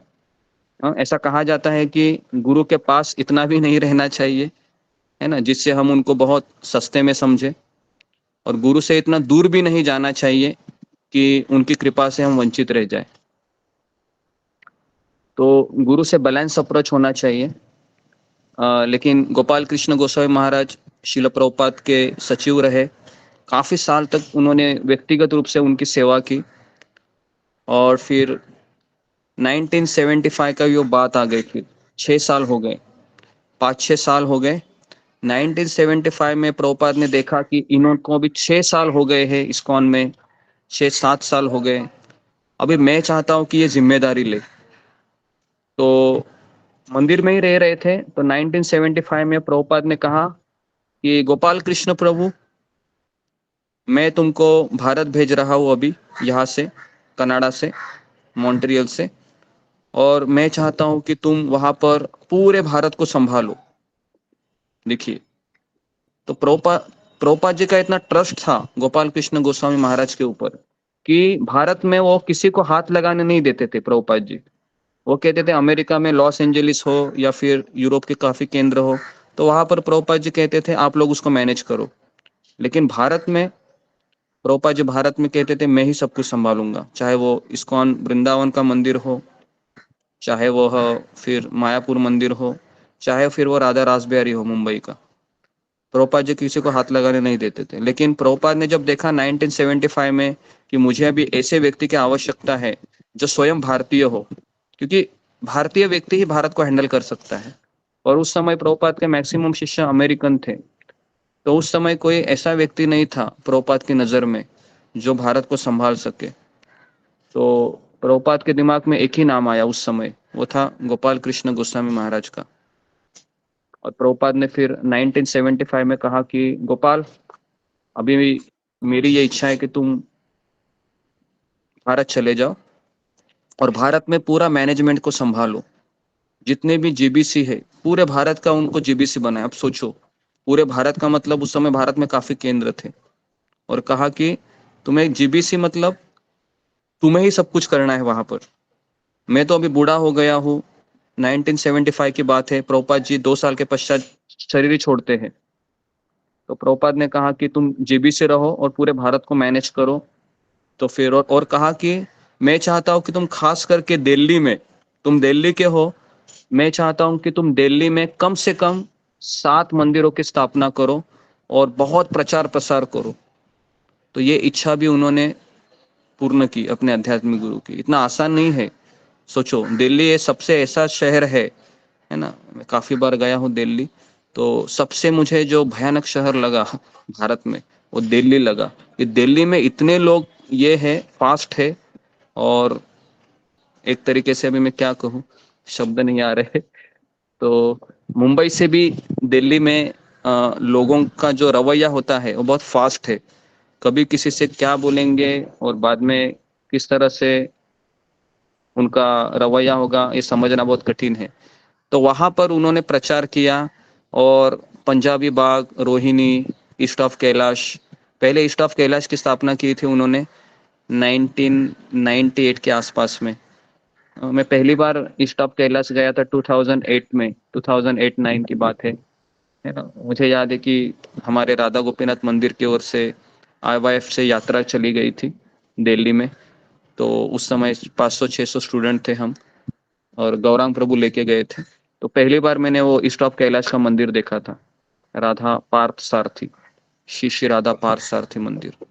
और यही मंदिर है वो गोपाल कृष्ण गोस्वामी महाराज को बहुत प्रिय था, क्योंकि उस मंदिर को बनाने के लिए भी उन्होंने बहुत संघर्ष किए थे। किसी मंदिर को बनाना इतना आसान नहीं होता है, उसके लिए फंड रेज करो, उसके पश्चात फिर मैनेजमेंट देखो, है ना, इतना आसान नहीं हो। और ऐसे उन्होंने 7 मंदिरों की स्थापना की, सोचिए, दिल्ली में, है ना। हाल ही में इस्कॉन रोहिणी का उद्घाटन हुआ, अभी वो देहरादून चले गए थे, वहां पर भी मंदिर का उद्घाटन था। तो कितने अद्भुत अद्भुत कार्य इन्होंने किए, है ना। जब मैं इनकी जीवनी अभी कल से पढ़ रहा हूँ, मैं जानने की कोशिश कर रहा था, क्योंकि मेरा इतना कनेक्शन नहीं है गोपाल कृष्ण गोस्वामी महाराज के बारे में। पिछले मैं 20 साल से इस्कॉन में हूँ, लेकिन मैंने कभी जिंदगी में गोपाल कृष्ण गोस्वामी महाराज का ऐसा प्रवचन नहीं सुना, मतलब जिस तरह से ऑफलाइन होता है ना, मुझे वो सौभाग्य प्राप्त हुआ। तो मैं अपने आप को बहुत कोसता हूँ मैं, कि क्या मैं इतना दुर्दैव हूँ, क्या मैं दुर्भाग्यशाली था कि गोपाल कृष्ण गोस्वामी महाराज जो भारत में ही इतने अनेक मंदिरों में जाया करते थे, लेकिन मैंने कभी इनका प्रवचन नहीं सुना फेस टू फेस। तो ये मुझे हमेशा दुख रहेगा जिंदगी भर कि इन्होंने इतना इतना अच्छा सेवा किया। लेकिन इनके मैंने ऑनलाइन सत्संग बहुत सुने हैं, और हमेशा ये हरिनाम के ऊपर बहुत बल दिया करते थे कि अगर हमारा साधना हरिनाम अच्छा होगा तो ही हम अपने आध्यात्मिक गुरु की सेवा कर सकते हैं। तो ये मुझे उनका बहुत अच्छा लगता है। और वो उनके एक शिष्य है, उनका नाम है गुड़ाकेश प्रभु, है ना, जो 128 माला करते हैं। तो गुड़ाकेश प्रभु एक बार कह रहे थे कि वो ज्वेलरी के शॉप के बिजनेस वो करते थे, ओनर भी थे। तो एक बार वो अपने आध्यात्मिक गुरु के पास चले गए, कहा कि अब मेरा रिटायरमेंट का समय हो गया है, मैं क्या करूं। तो गोपाल कृष्ण गोसाई महाराज ने कहा कि तुम वृंदावन चले जाओ अभी और निरंतर हरिनाम लेते रहो। तो गुड़ाकेश प्रभु कह रहे थे कि मैंने मेरे आध्यात्मिक गुरु से आशीर्वाद प्राप्त किया और वो रोज 128 माला करते हैं पिछले 10 साल से, है ना। तो ऐसे उनके शिष्य है ना। गुड़ाकेश प्रभु ले लो या फिर अमोघ लीला प्रभु ले लो, फिर है ना, और भी बहुत सारे नाम है। तो मैं इतने नाम नहीं जानता हूँ मैं, लेकिन जितने मैं जानता हूँ वो बहुत अद्भुत है। हाँ, नहीं, लाल गोविंद प्रभु उनके नहीं है। लाल गोविंद प्रभु राधा गोविंद महाराज के शिष्य हैं। प्रशांत तो मुकुंद प्रभु जी हैं हाँ, उनके। प्रशांत मुकुंद प्रभु है, फिर मोहन वो भी है। हाँ हाँ जी, मोहन प्रशांत रूपा मुकुंद, प्रभु हैं। हाँ, मोहन रूपा प्रभु। मोहन, हाँ, जी जी और उनका नाम जी क्या जी। है? हाँ, जो लोग दिल्ली रहते हैं अमल और जो लोग, अमल कृष्ण हरनाम प्रभु, जो बहुत अच्छे स्पीच देते हैं, वो लेक्चर्स हाँ होते हाँ, हैं, अमल अमर कृष्ण कृष्ण, जी हरनाम जी, प्रभु। अमर कृष्ण प्रभु भी है, बराबर। ये सब और इस्कॉन रवि द्वारका लोचन वाले हैं। प्रभु। हाँ, इस्कॉन द्वारका के जितने भी लोग हैं, जो अमोघ लीला प्रभु वहाँ के ये है, वाइस प्रेसिडेंट है। तो ये सब जितने भी लोग दिल्ली के हैं उन्हीं के शिष्य हैं। मैं अभी हाल ही में मैं इस्कॉन चिप्पीवाड़ा में गया था। वहाँ पर मैं 4-5 दिन रहा था। मैं जस्ट रिसेंटली ही, एक 1.5-2 महीने के पहले की बात है, ईस्ट ऑफ कैलाश भी मैं गया था और ये दिल्ली चिप्पीवाड़ा मंदिर में रहा था। तो उसके जो हेड थे, है ना, तो वो भी कह रहे थे कि मैं भी गोपाल कृष्ण महाराज का शिष्य हूँ। बहुत शांत थे वो, पूरा मैनेजमेंट करते थे मंदिर में। तो बहुत अच्छा लगा मुझे कि पहली बार मैं दिल्ली में काफी मंदिरों में चला गया और वहाँ के मैंने मैनेजमेंट में देखा। नहीं तो मैं जिंदगी में मैं केवल राधा गोपीनाथ मंदिर और गोवर्धन इको विलेज, बस यही मेरा सफर रहा 20 साल से। मैं कभी ऐसे दूसरे मंदिर में कभी रहा भी नहीं। और पुणे में जब राधे श्याम प्रभु जब 2010-11 में जब वो कैंप में वो मंदिर है वहां पर कुछ कुछ दिन हम रहे थे। लेकिन मैक्सिमम हम राधानाथ स्वामी महाराज के अंडर जितने मंदिर है वहां पर ही हम गए हैं। कभी ये सौभाग्य नहीं मिला कि अन्य मंदिरों में भी जानकर कुछ सीखने का प्रयास करूं। तो इसलिए मैं गोपाल कृष्ण गोस्वामी महाराज के बारे में इतना नहीं जान पा रहा हूँ। दुर्भाग्य, वो मेरा दुर्भाग्य है। लेकिन एटलीस्ट उनके शिष्यों से मैं देख रहा हूँ कि उनके शिष्य कितने समर्पित है अपने आध्यात्मिक गुरु के लिए। जैसे अमोघ लीला प्रभु को तो हम फेस टू फेस काफी बार देखे भी है। उनका विनम्रता है और प्रचार का उनका स्टाइल है ना, ये सब उन्होंने अपने आध्यात्मिक गुरु से सीखा है। तो शिष्य को हम देखते हैं तो पता चलता है कि गुरु कितना महान है ना। तो एटलीस्ट जो जो आपने नाम मुझे बताए, प्रशांत मुकुंद प्रभु ले लो, फिर रवि लोचन प्रभु, फिर अमोघ लीला प्रभु, ये सारे उन्हीं के शिष्य है ना। तो ऐसे शिष्यों को, ऐसे गुरु को हम प्रणाम करते हैं, है ना जी। तो हम प्रभु जी, आगे एक बढ़ते तो हैं अभी। जीता मित्र प्रभु है, जीता मित्र प्रभु हैं का, वहीं उसी टेम्पल में, राधा पास साथी टेम्पल में।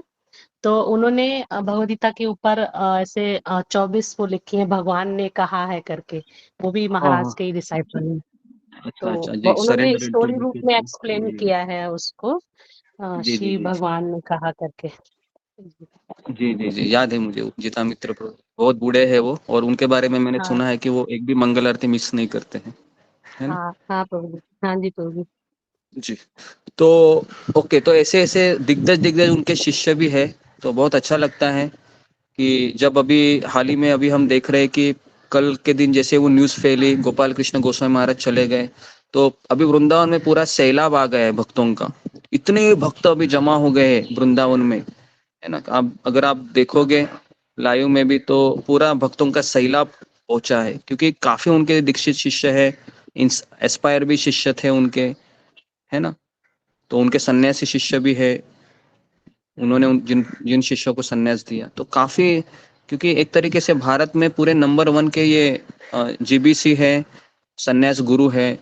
तो बहुत बड़ा लॉस इस्कॉन का हो गया है एक तरीके से कि इतने प्रतिभाशाली एक सन्यासी शिष्य, प्रभुपाद के इतने करीबी शिष्य है, इस संसार को छोड़कर आध्यात्मिक जगत में चले गए, है ना।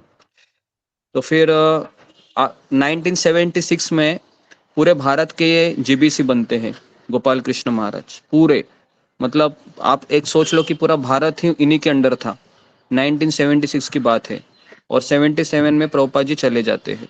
तो एक तरीके से उस समय पूरे भारत के जो हेड थे, पूरे भारत के, ऐसा नहीं कि केवल महाराष्ट्र, दिल्ली, पूरा भारत गोपाल कृष्ण महाराज के अंडर था, है ना।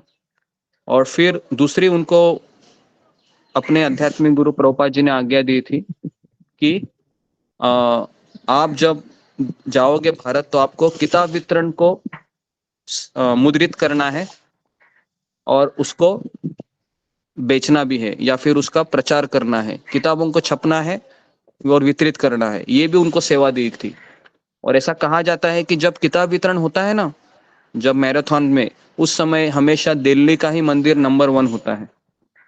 पूरा जितने भी भारत में इस्कॉन के केंद्र है, किताब वितरण में अगर कोई नंबर 1 मंदिर है वो है ईस्ट ऑफ कैलाश दिल्ली। क्योंकि दिल्ली में इतना धमाकेदार प्रचार होता है किताब वितरण का, क्योंकि प्रभुपाद जी ने उनको ये डायरेक्ट आदेश दिया है कि आप किताबों का वितरण करो। तो अभी उनके शिष्यों को भी वही आदेश देंगे ना वो, कि मेरे गुरु ने मुझे ये आदेश दिया है, आप उसके लिए मेरी सहायता करो।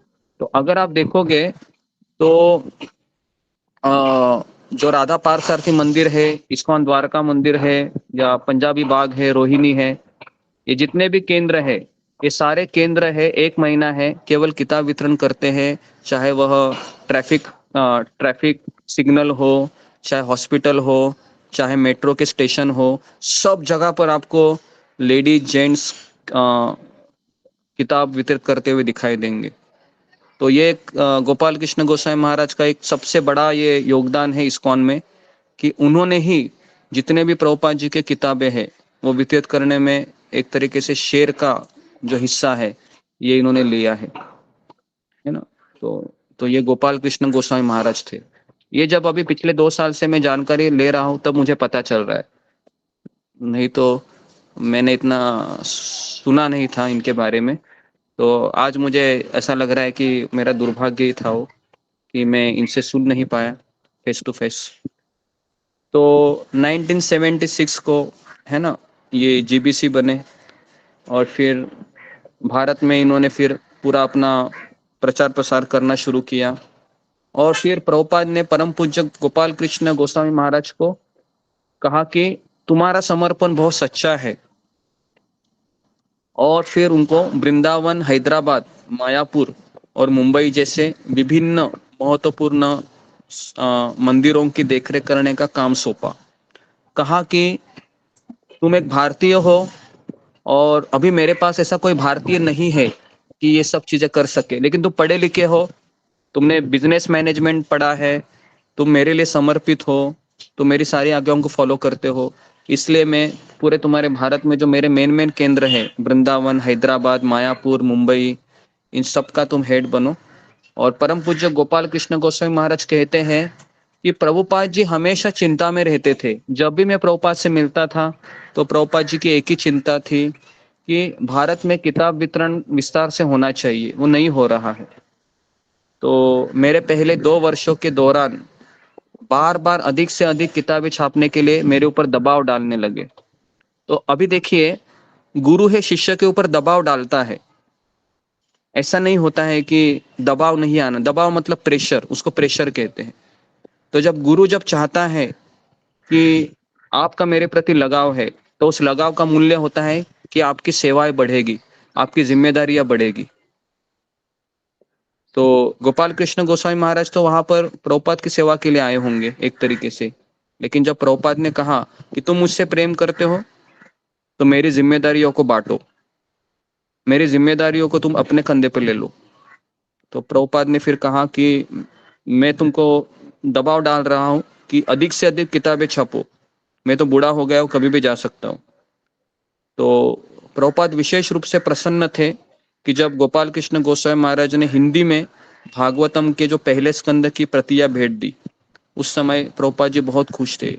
प्रभुपाद जी जब अपने उम्र के जब 80 साल में प्रवेश किए थे तो वो हमेशा बिस्तर पे लेटे रहते थे और हमेशा उदासी छाई होती थी कि अभी संस्था का प्रचार कैसे चलेगा। तो जब भी वह गोपाल कृष्ण गोस्वामी महाराज की न्यूज़ सुनते थे कि गोपाल कृष्ण गोस्वामी महाराज ने इतने इतने किताबों का वितरण किया है, इतने किताबों का छपाई हुआ है, तो बहुत खुश होते थे वो कि ये लड़का बहुत अच्छा है, ये लड़का कुछ तो करेगा। क्योंकि उस समय उनकी उम्र ही कितनी थी, है ना। प्रभुपाद की गोपाल कृष्ण महाराज की उम्र उस समय 30-32 साल की होगी मैक्सिमम, जब प्रभुपाद जी 77 उम्र के रहेंगे। तो नौजवान लड़के थे। 30 साल का लड़का आज आपको तो पता होगा कितना, ज्यादा उसकी एज नहीं होती है, ज्यादा अनुभव भी नहीं होता है। तो सोचो 30 साल का लड़के थे वो, उसी समय उनको सारी जिम्मेदारी दे दी। आप सोच सकते हो 30 साल का लड़का कैसे किया होगा, है ना। सोच ही रहा हूँ। लेकिन ऐसा कहा जाता है कि जब गुरु कहता है शिष्य को कि ये मेरी जिम्मेदारी तुम संभालो, तो उसमें उसको शक्ति भी वो प्रदान करता है। लेकिन वो शक्ति तभी उसको प्राप्त होती है जब उसका अपने गुरु के ऊपर विश्वास होता है, अटूट श्रद्धा होती है, तभी वो शक्ति प्राप्त होती है। अगर वो श्रद्धा नहीं है तो फिर वह काम नहीं करती है। फिर वो एक तो छोड़ के चला जाता है, नहीं तो फिर सोचता है कि मेरे से नहीं होगा। तो गोपाल कृष्ण महाराज ने कभी प्रभुपाद को नाराज नहीं किया, कभी नहीं। जो जो उन्होंने कहा सब किया। कहा कि तुम दिल्ली जाओ, दिल्ली चले गए। दिल्ली जाने के पश्चात कहा तुम पूरे दिल्ली में प्रचार करो, मंदिरों की स्थापना करो। पूरा एकदम शेर की तरह वो, है ना, चलते थे जहां जहां। उन्होंने कभी दिन रात देखा नहीं, क्योंकि उस समय उनकी उम्र ही ऐसी थी कि करना है, प्रभुपाद के लिए जीना है, प्रभुपाद के लिए मरना है। उस समय ऐसा ही था उनका लोगों, और कोई जीवन में कुछ था नहीं करने जैसा। तो प्रभुपाद जी के पास तो काफी सेवाएं थी, काफी जिम्मेदारियां थी। तो गोपाल कृष्ण गोस्वामी महाराज ने उस समय सारी अपने गुरु की जो सेवाएं है वो सब अपने ऊपर ले ली, और कहते थे कि अब आप मार्केटिंग के अपने ज्ञान का उपयोग कृष्ण की सेवा के लिए करो, और यही तुम्हारी सेवा होगी। और इस तरीके से 1977 में प्रभुपाद जी चले गए फिर, और उस समय फिर 1976 की बात है ये। शिला प्रभुपाद जी और एक बारे में चिंतित थे कि रशिया में है, प्रचार करना बहुत कठिन था, क्योंकि रशिया एक कम्युनिस्ट कंट्री थी। वहां पर अगर किसी को गीता भी आप बेच नहीं सकते हैं, किसी को धर्म के बारे में उपदेश नहीं कर सकते। तो प्रभुपाद जी सोच रहे थे मैं किसको मैं जीबीसी बनाऊं रशिया का। तो 1976 में प्रभुपाद जी ने कहा कि देखो गोपाल, मैंने तुमको भारत का जीबीसी तो बना दिया है, लेकिन मेरे ऊपर और एक चिंता है कि रशिया का कैसे मैं करूं। तो गोपाल कृष्ण गोस्वामी महाराज को कहा कि तुम गोपाल रशिया के भी जीबीसी बनो। तो इस तरीके से उनको रशिया का भी जीबीसी बना दिया।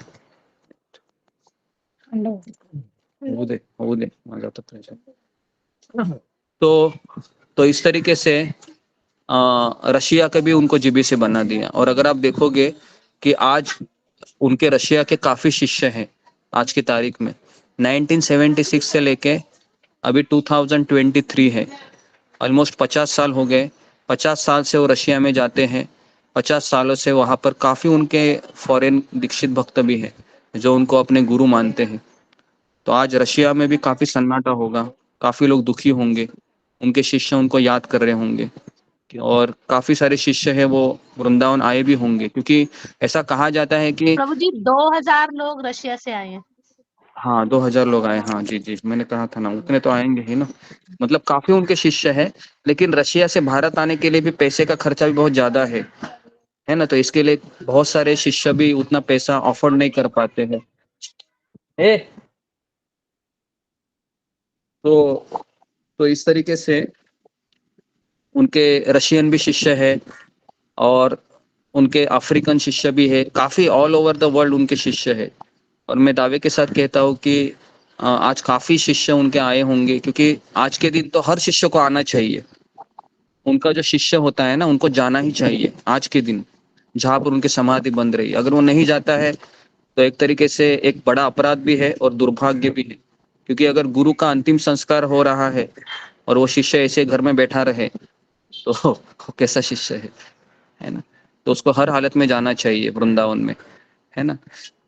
तो काफी सारे उनके शिष्य है, गोपाल कृष्ण गोस्वामी महाराज के चले गए हैं अपने आध्यात्मिक गुरु की समाधि में। एक जो मिट्टी होती है ना, वो मिट्टी डालना चाहिए उस समय। काफी लोग उस समय मिट्टी डालते हैं, वो एक श्रद्धांजलि होती है अपने अंतिम समय में। मेरे आध्यात्मिक गुरु के लिए मैंने मिट्टी डाली कर, और वो दिन आपको हमेशा याद रहेगा। आप व्यक्तिगत रूप से वृंदावन में गए थे अपने आध्यात्मिक गुरु की समाधि के लिए, तो इस शिष्य का परम कर्तव्य होता है। सबसे बड़ा कर्तव्य होता है शिष्य का, जब उनका व्यास पूजा होता है, अपने आध्यात्मिक गुरु का जब आविर्भाव दिन होता है, उस समय उपवास करके उनकी कृतज्ञता को याद करना। और दूसरा है जब वो शरीर छोड़ते हैं, उस समय व्यक्तिगत रूप से जाकर, है ना, उनको श्रद्धांजलि अर्पित करना। ये 2 सेवाएं उसको जिंदगी में करनी ही चाहिए किसी भी हाल में। तो इसके लिए काफी सारे शिष्य आज गए हैं, है ना। मुझे पता नहीं है, जैसा अभी इन्होंने कहा कि 2000 शिष्य रशिया से गए हैं, और भी कितने सारे लोग गए होंगे। और उनसे कोई एस्पायर शिष्य भी होते हैं। एस्पायर मतलब कि मेरी दीक्षा नहीं हुई है गोपाल कृष्ण महाराज से, लेकिन मैं उन्हीं से लेना चाह रहा था, उसको कहते हैं एस्पायर डिसाइपल। तो वो भी आज के दिन जाते हैं, क्योंकि जिन्होंने स्वीकार किया है तो किया है, भले ही औपचारिकता रूप से उनकी दीक्षा नहीं हुई है, इसका ये मतलब नहीं है कि उनका मेरा रिश्ता नहीं है। रिश्ता तो हृदय से होता है गुरु शिष्य का, है ना। वो दीक्षा तो बाद में एक औपचारिक होती है, फिर वो यज्ञ करना और नाम मिलना, लेकिन असली जो कनेक्शन होता है गुरु शिष्य का, वो हृदय से होता है। जब हमने हृदय से स्वीकार किया है किसी को, तो फिर वो निभाना चाहिए हमें हर हाल में। तो आज हम देखेंगे कि वृंदावन में जब उनकी समाधि का, है ना, निर्माण होगा, तो बड़ा खड्डा खोदने का काम शुरू हो गया है। इस्कॉन द्वारका से भी काफी बसें से मैसेज आए थे कि जो भक्त जाना चाहते हैं तो आप जा सकते हैं दिल्ली से, है ना, वृंदावन। दिल्ली से वृंदावन ज़्यादा जर्नी नहीं है, 3-4 घंटे का जर्नी है, ट्रेन से तो 2 ही घंटा लगता है। तो लेकिन महाराष्ट्र से बहुत लंबा है दिल्ली में जाना आना, है ना। तो अगर आप दिल्ली में रहते हो तो मेरा आप लोगों से निवेदन है कि आप चले जाइए आज के दिन। ये मत सोचिए कि मेरी जिम्मेदारी है, अरे जिम्मेदारियाँ तो चलती ही रहेगी, है ना, वो तो ख़त्म नहीं होती है। तो इसके लिए अगर आप दिल्ली में रहते हैं तो आप खुशहाल चले जाइए। अगर आपको नज़दीक है वृंदावन, तो आज के दिन आपको जाना चाहिए। वहाँ पर थोड़ी एक मिट्टी भी डालोगे ना, तो बहुत बड़ा वो कार्य होता है, भगवान संतुष्ट होंगे आपसे। तो कई लोग जब मैंने मुंबई में कई भक्तों को फोन लगाए, तो सब लोग हैं गोपाल कृष्ण महाराज के इसमें वो जा रहे थे। कोई फ्लाइट पकड़ के जा रहे हैं, कोई ट्रेन पकड़ के जा रहे हैं, है ना जी। तो 1981 में फिर परम पूज्य गोपाल कृष्ण गोस्वामी महाराज ने संन्यास दीक्षा लिया। कौन मुझे बताएगा इन्होंने संन्यास किन से लिया? किसी को याद है? उस समय प्रभुपाद जी तो थे नहीं, तो इन्होंने 1981 में इन्होंने संन्यास लिया। किन से संन्यास लिया इन्होंने? कौन बताएगा मुझे? फिंगर को रेज कीजिए। किसी को याद है? शायद आपको नहीं याद होगा, लेकिन मैंने एक बार बताया था आपको। जी, अनुराधा गोयल। प्रभु जी, जय पताका से तो नहीं? नहीं, जय पताका महाराज से नहीं लिया इन्होंने। आपको पता नहीं होगा क्योंकि वो नाम एक गुमनाम नाम है अभी इस्कॉन में, इसके लिए शायद आपको पता नहीं होगा, लेकिन मैं आपको बता रहा हूँ। शायद ही गोपाल कृष्ण महाराज के भी शायद ही शिष्यों को पता होगा कि उनके आध्यात्मिक गुरु ने संन्यास दीक्षा किन से ली है। तो उनका नाम है कीर्तनानंद स्वामी महाराज, जो एक समय प्रभुपाद जी के हेड थे अमेरिका में। तो कीर्तनानंद स्वामी महाराज ने 1981 में गोपाल कृष्ण महाराज को संन्यास दीक्षा दी, और 1983 में राधानाथ स्वामी महाराज को दीक्षा दी। तो ये दोनों के संन्यास गुरु है, एक ही है। गोपाल कृष्ण गोस्वामी महाराज के और राधानाथ स्वामी महाराज के संन्यास गुरु है परम पूज्य कीर्तनानंद स्वामी महाराज, जिनको 1988 में इस्कॉन से निष्कासित किया गया कुछ कारणवश। तो डिटेल में हम नहीं जाएंगे। तो उन्होंने उनको दीक्षा दी थी। और जब कीर्तनानंद महाराज 2014 के आसपास ही जब वो शरीर छोड़ते हैं वृंदावन में, उस समय गोपाल कृष्ण गोस्वामी महाराज और राधानाथ स्वामी महाराज दोनों जाते हैं उनको प्रणाम करने के लिए। उनकी भी समाधि उधर ही है वृंदावन में जी। तो ये गोपाल कृष्ण गोस्वामी महाराज के संन्यास गुरु कीर्तनानंद महाराज थे। उन्होंने 1981 में संन्यास लिया, और 1982 में ही गौर पूर्णिमा के शुभ दिन पर कहा कि अभी आप एक दीक्षा गुरु बन सकते हो। फिर उन्होंने दीक्षा देना शुरू किया 1982 में। उस समय तो मेरा जन्म भी नहीं हुआ था बहुत पहले की बात है। तो ओके, तो परम पूज्य गोपाल कृष्ण गोस्वामी महाराज फिर उनका जैसे ही संन्यास हुआ, उस समय फिर उन्होंने कहा कि अभी भगवान श्री चैतन्य महाप्रभु की जो सेना है उसके एक प्रतिनिधि होने के नाते चैतन्य महाप्रभु की करुणा को वितरित करने में फिर वह अथक रूप में लग गए। रात दिन, है ना, हमेशा सेवा में लगे रहते थे, हमेशा। ऐसा नहीं था कि थक गया है। देखो, थक वही व्यक्ति जाता है अगर मैं कहूँ जो मानसिक रूप से थक गया, क्योंकि शरीर तो थकेगा ही, लेकिन हमारा मन नहीं थकना चाहिए सेवा में। शरीर थकेगा कोई बात नहीं, लेकिन मन थका नहीं है आपका, आप उस शरीर को वापस दौड़ाओगे। लेकिन मन थक गया फिर हम रुक जाते हैं। तो भगवान गौरांग की भविष्यवाणी थी कि मेरा नाम हर गांव में, हर जगह पर मेरा नाम होगा। तो ये जो भविष्यवाणी जो चैतन्य महाप्रभु ने की थी, इस भविष्यवाणी को एक तरीके से साकार करने का कार्य प्रभुपाद जी ने तो किया ही, लेकिन प्रभुपाद के जो शिष्य थे उनमें गोपाल कृष्ण गोस्वामी महाराज ने ये मुख्य रूप से किया, क्योंकि उन्होंने जो प्रचार किया है ना दिल्ली में, खास करके कि मैं जब दिल्ली में जाता हूँ तो मुझे पता चलता है कि क्या उनके शिष्य है।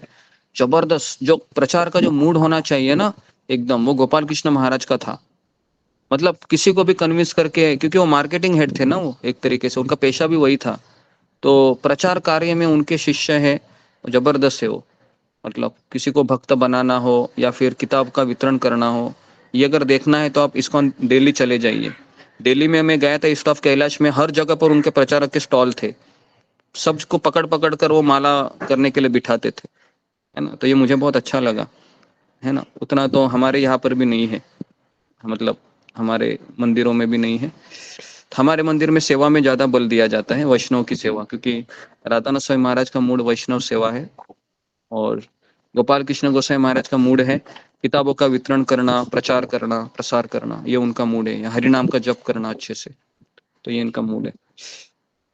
तो अगर मैं गलत ना हूं तो, जैसा कि मैं इनके बारे में जान रहा हूँ, आप में से कोई गोपाल कृष्ण गोसाई महाराज के शिष्य है यहाँ पर जिन्होंने उनसे दीक्षा ली है या उनसे एस्पायर हुए हैं या उनके केंद्र में आप उनके व्याख्यान सुने हैं?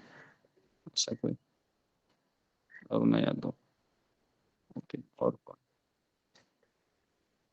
शिष्य तो नहीं है गुरुजी, लेकिन किताबें हमें वहीं से वितरित हुई थी। हम लोग महालक्ष्मी गए थे तो वहाँ पे किताबों का प्रचार हो रहा था, भगवत गीता का प्रचार। ओके, जी जी महाराज जी क्या पता जी जी। हरे कृष्णा गुरुजी। हरे कृष्ण जी। गुरुजी एक प्रश्न पूछना था।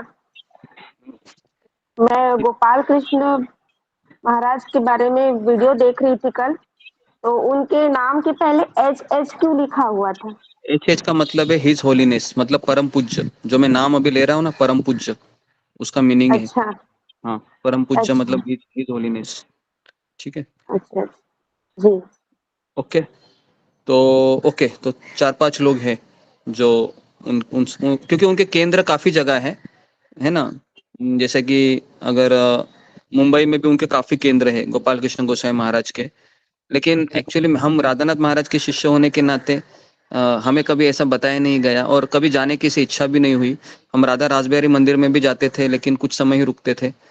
लेकिन अभी हम पिछले 2 दिन से देख रहे हैं और फिर उनके काफी शिष्य मैंने इस्कॉन द्वारका में देखे कि उनका प्रचारक का मूड अद्भुत है ना। अमल कृष्ण प्रभु है जिनका नाम किसी ने बताया, उनका भी मैं देखता हूँ, उनका एक ग्रुप से मैं जुड़ा हूँ। तो उनका भी प्रीचिंग स्टाइल जबरदस्त है। वो यात्रा लेके जाते हैं, कई लोगों को कन्विंस करते हैं, ऑनलाइन सेशन लेते हैं, है ना। तो ऐसा प्रचार मैंने देखा नहीं जैसा कि इस्कॉन दिल्ली में होता है।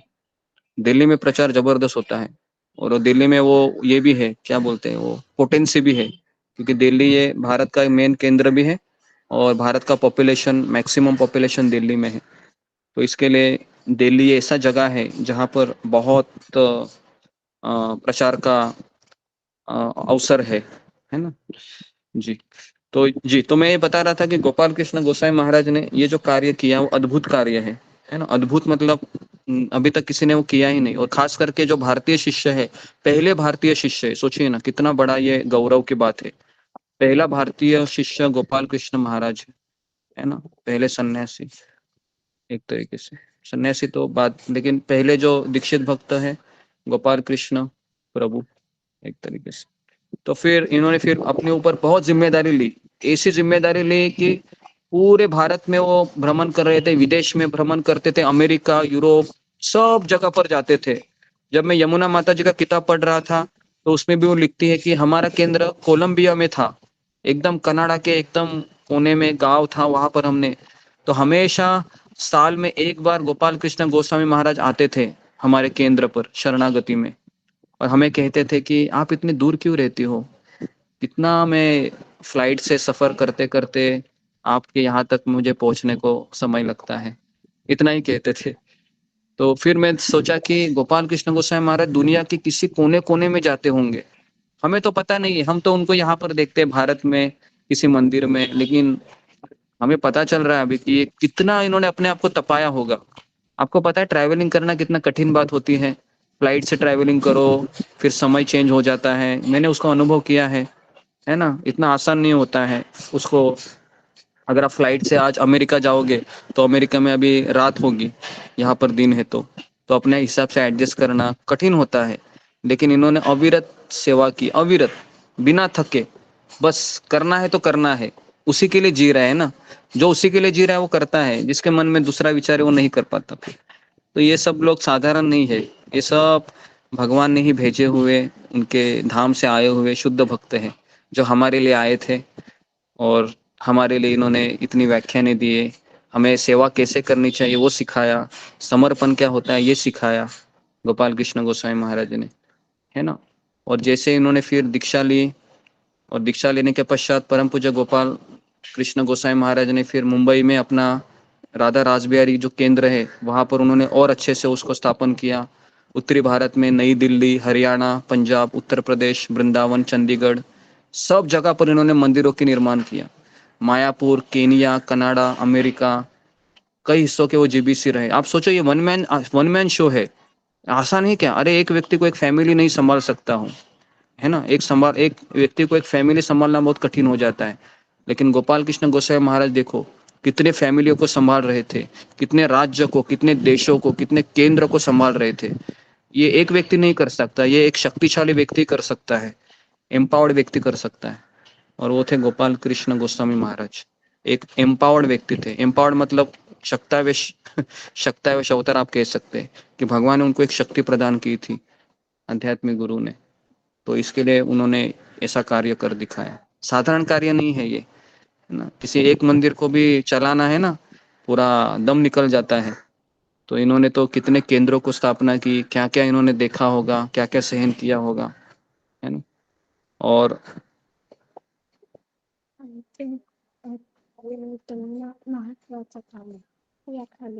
हाँ, तो इस तरीके से बहुत अद्भुत कार्य करके दिखाया गोपाल कृष्ण गोस्वामी महाराज ने, और आज उनका समाधि बनने जा रहा है। और मेरा ये सौभाग्य है कि एटलीस्ट मैं 50, 60, 70 लोग भक्तों को उनके बारे में बता रहा हूँ आज के दिन, और मेरी जीवा को भी मैं शुद्ध कर रहा हूँ ऐसे महान भक्तों के बारे में बोलने से। आप लोग सुन रहे हैं तो हमारे लिए परम सौभाग्य की बात है कि ऐसे व्यक्तित्व के बारे में हमें कलयुग में जानने का अवसर प्राप्त हुआ, सुनने का अवसर प्राप्त हुआ। उनके काफी सारे शिष्य हैं, हम उनको प्रणाम करते हैं हम, है ना। और इस तरह से उन्होंने अद्भुत कार्य किया। 2003 में उन्होंने मुंबई में धरती पर स्वर्ग परियोजन, बलराम जयंती पर लुधियाना में उन्होंने जगन्नाथ जी का मंदिर का निर्माण किया। 2007 में फरीदाबाद में भी राधा गोविंद का मंदिर है, उसका भी स्थापना उन्होंने किया। सितंबर 2007 में नई दिल्ली में पंजाबी बाग में उन्होंने मंदिर का निर्माण किया, कृष्ण बलराम मंदिर। फरवरी में 2008 में गाजियाबाद में जगन्नाथ जी का मंदिर निर्माण किया। क्या क्या नहीं किया, ये तो कुछ डिटेल है, बहुत सारी चीजें इन्होंने की है। इसके लिए मैं कह रहा हूँ ना, गोपाल कृष्ण गोस्वामी महाराज नंबर 1 लीडर है आज की तारीख में। जब मैं उनके बारे में पढ़ रहा हूँ तो अभी समझ में आ रहा है, सुन रहा हूँ कि कितने सारे जिम्मेदारियों को वहन कर रहे थे। और सोचिए जब उनका आखिरी समय था किस तरह से वो चल रहे थे, आपने देखा होगा ना चलते हुए किस तरह से वो चल रहे थे, उनकी गर्दन भी ऐसी थी और फिर भी उनके हाथ में माला रहती थी, और इतनी बूढ़ी अवस्था में भी उनके गौर निताई के विग्रह थे छोटे छोटे, तो उनको हमेशा वो आरती करते थे गौर निताई के विग्रह की, है ना। ये सब कैसे कोई व्यक्ति, बूढ़ा व्यक्ति कर सकता है 70 साल की उम्र में, वही उत्साह, है ना। चलते भी थे वो, है ना, काफी सारे उनके शिष्य उनको संभालते थे, लेकिन क्या करे, अभी भगवान की इच्छा थी कि वह अभी इस अपनी लीलाओं को समाप्त करके अपने आध्यात्मिक गुरु शिल प्रभुपाद जी जो गोलोक वृंदावन में है अभी, तो उन्होंने उनको बुलाया है, तो इसके लिए वो अभी चले गए, अपने शरीर को छोड़कर अपने गुरु के पास रहेंगे। अभी वो वहां पर अभी वो सेवा देंगे उनकी। तो एक सेवा कभी खत्म नहीं होती है, सेवा ही हमारा जीवन है, सेवा ही हमारा आश्रय है। जब तक हम सेवा करते रहेंगे हम जिंदा है, हम सेवा अगर हम छोड़ दिए तो फिर हम जीते जी मरने के जैसा है, जिंदा लाश की तरह हम रहेंगे केवल। तो ये हमें गोपाल कृष्ण गोस्वामी महाराज ने हमको बताया। तो और भी बहुत सारी चीजें हैं लेकिन समय हो गया है, तो लेकिन आखिरी में बोल रहा हूँ कि प्रभुपाद जी ने क्या बताया था गोपाल कृष्ण के बारे में। प्रभुपाद जी हमेशा एक ही चीज बोलते थे कि ये गोपाल एक बहुत अच्छा लड़का है और उसे आप प्रोत्साहित किया जाना चाहिए, उसको आप एनकरेज कीजिए कि वो बहुत कुछ कर सकता है वो। तो महाराज जी इतने विनम्र थे, इतने प्रचारक की उनकी शैली थी कि एक नास्तिक भी उनसे आकर्षित होता था, और उनका मूड, उनका भाव वो बहुत ही सुंदर था, और कई लोगों को उन्होंने भक्त बनाया है ना। एक ऐसी जबरदस्त पर्सनैलिटी थी भारत में, गोपाल कृष्ण गोस्वामी महाराज के रूप में प्रकट हुए यहाँ पर, और कल ही के दिन उन्होंने शरीर छोड़ा। और जितना भी अपना अविरत संघर्ष है या सेवाएं थी उन्होंने प्रभुपाद जी के प्रति, आखिरी क्षण तक, आखिरी दम तक उन्होंने प्रभुपाद जी के लिए वो लड़े, जिए और अपना जीवन पूरा समर्पित किया। तो ऐसे व्यक्ति के चरणों में हम प्रणाम करते हैं और उनसे प्रार्थना करते हैं कि हम भी ऐसे ही प्रभुपाद जी के प्रति प्रामाणिक रहे, और जो जो उनसे हम शिक्षा ले रहे हैं उनको हम जिंदगी भर एटलीस्ट हम पालन भी करते रहे, तो भी हमारी एक बहुत बड़ी उपलब्धि होगी। इन्होंने तो पालन ही नहीं किया, इन्होंने तो और लोगों को जोड़ा भी है ना, लेकिन हमारा उतना कैपेसिटी नहीं है। तो हम जितना भी एक छोटा छोटा चीज हम अगर अपने लिए करें तो हम इतना ही कह सकते हैं कि मैं स्वयं आखिरी दम तक मैं प्रभुपाद जी के प्रति शरणागत रहूं, इतना ही मुझे आप आशीर्वाद दीजिए, है ना। तो हम गोपाल कृष्ण गोस्वामी महाराज के चरण कमलों में हम यही प्रार्थना करते हैं कि आपका जैसा समर्पण था अपने आध्यात्मिक गुरु के प्रति, वैसा समर्पण मुझ में भी आए, और मैं भी अपने जीवन के लक्ष्य को इसी तरह से चलता रहूं, चाहे मेरे जीवन में ऊपर नीच या आगे पीछे कुछ भी होता रहे, मैं उसके अधीन न होकर जो आपने जो हमें कहा है, आपने जो हमें दिया है उसका हम पालन कर सके। तो ये हमें आप आशीर्वाद दीजिए आज के दिन। तो यही हम उनसे चरण कमलों में प्रार्थना करते हैं, और मैं यहाँ पर समाप्त करता हूँ। तो यहाँ पर मैं रुकता हूँ। परम पूज्य गोपाल कृष्ण गोस्वामी महाराज की जय। हरे कृष्ण गुरु जी दंडवत। प्रभु जी मेरा क्वेश्चन है, प्रभु जी मेरे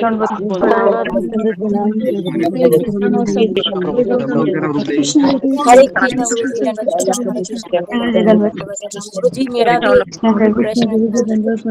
अरे अभी प्रभु जी ने नहीं, रुक जाइए, सब लोग रुक जाइए, प्लीज रुक आपको जाने के जाइए। लिए नहीं कहा है, कृपया कहा रुकिए, है हाँ। थोड़ा इंतजार कीजिए गुरु जी का आदेश का, कृपया वेट ये करिए। सब लोग इतने एक्साइटेड क्यों रहते हैं? मैंने हमेशा देखा है ये जाने के पश्चात आप हरे कृष्ण ये सब क्या हो रहा है मुझे समझ में नहीं आता है।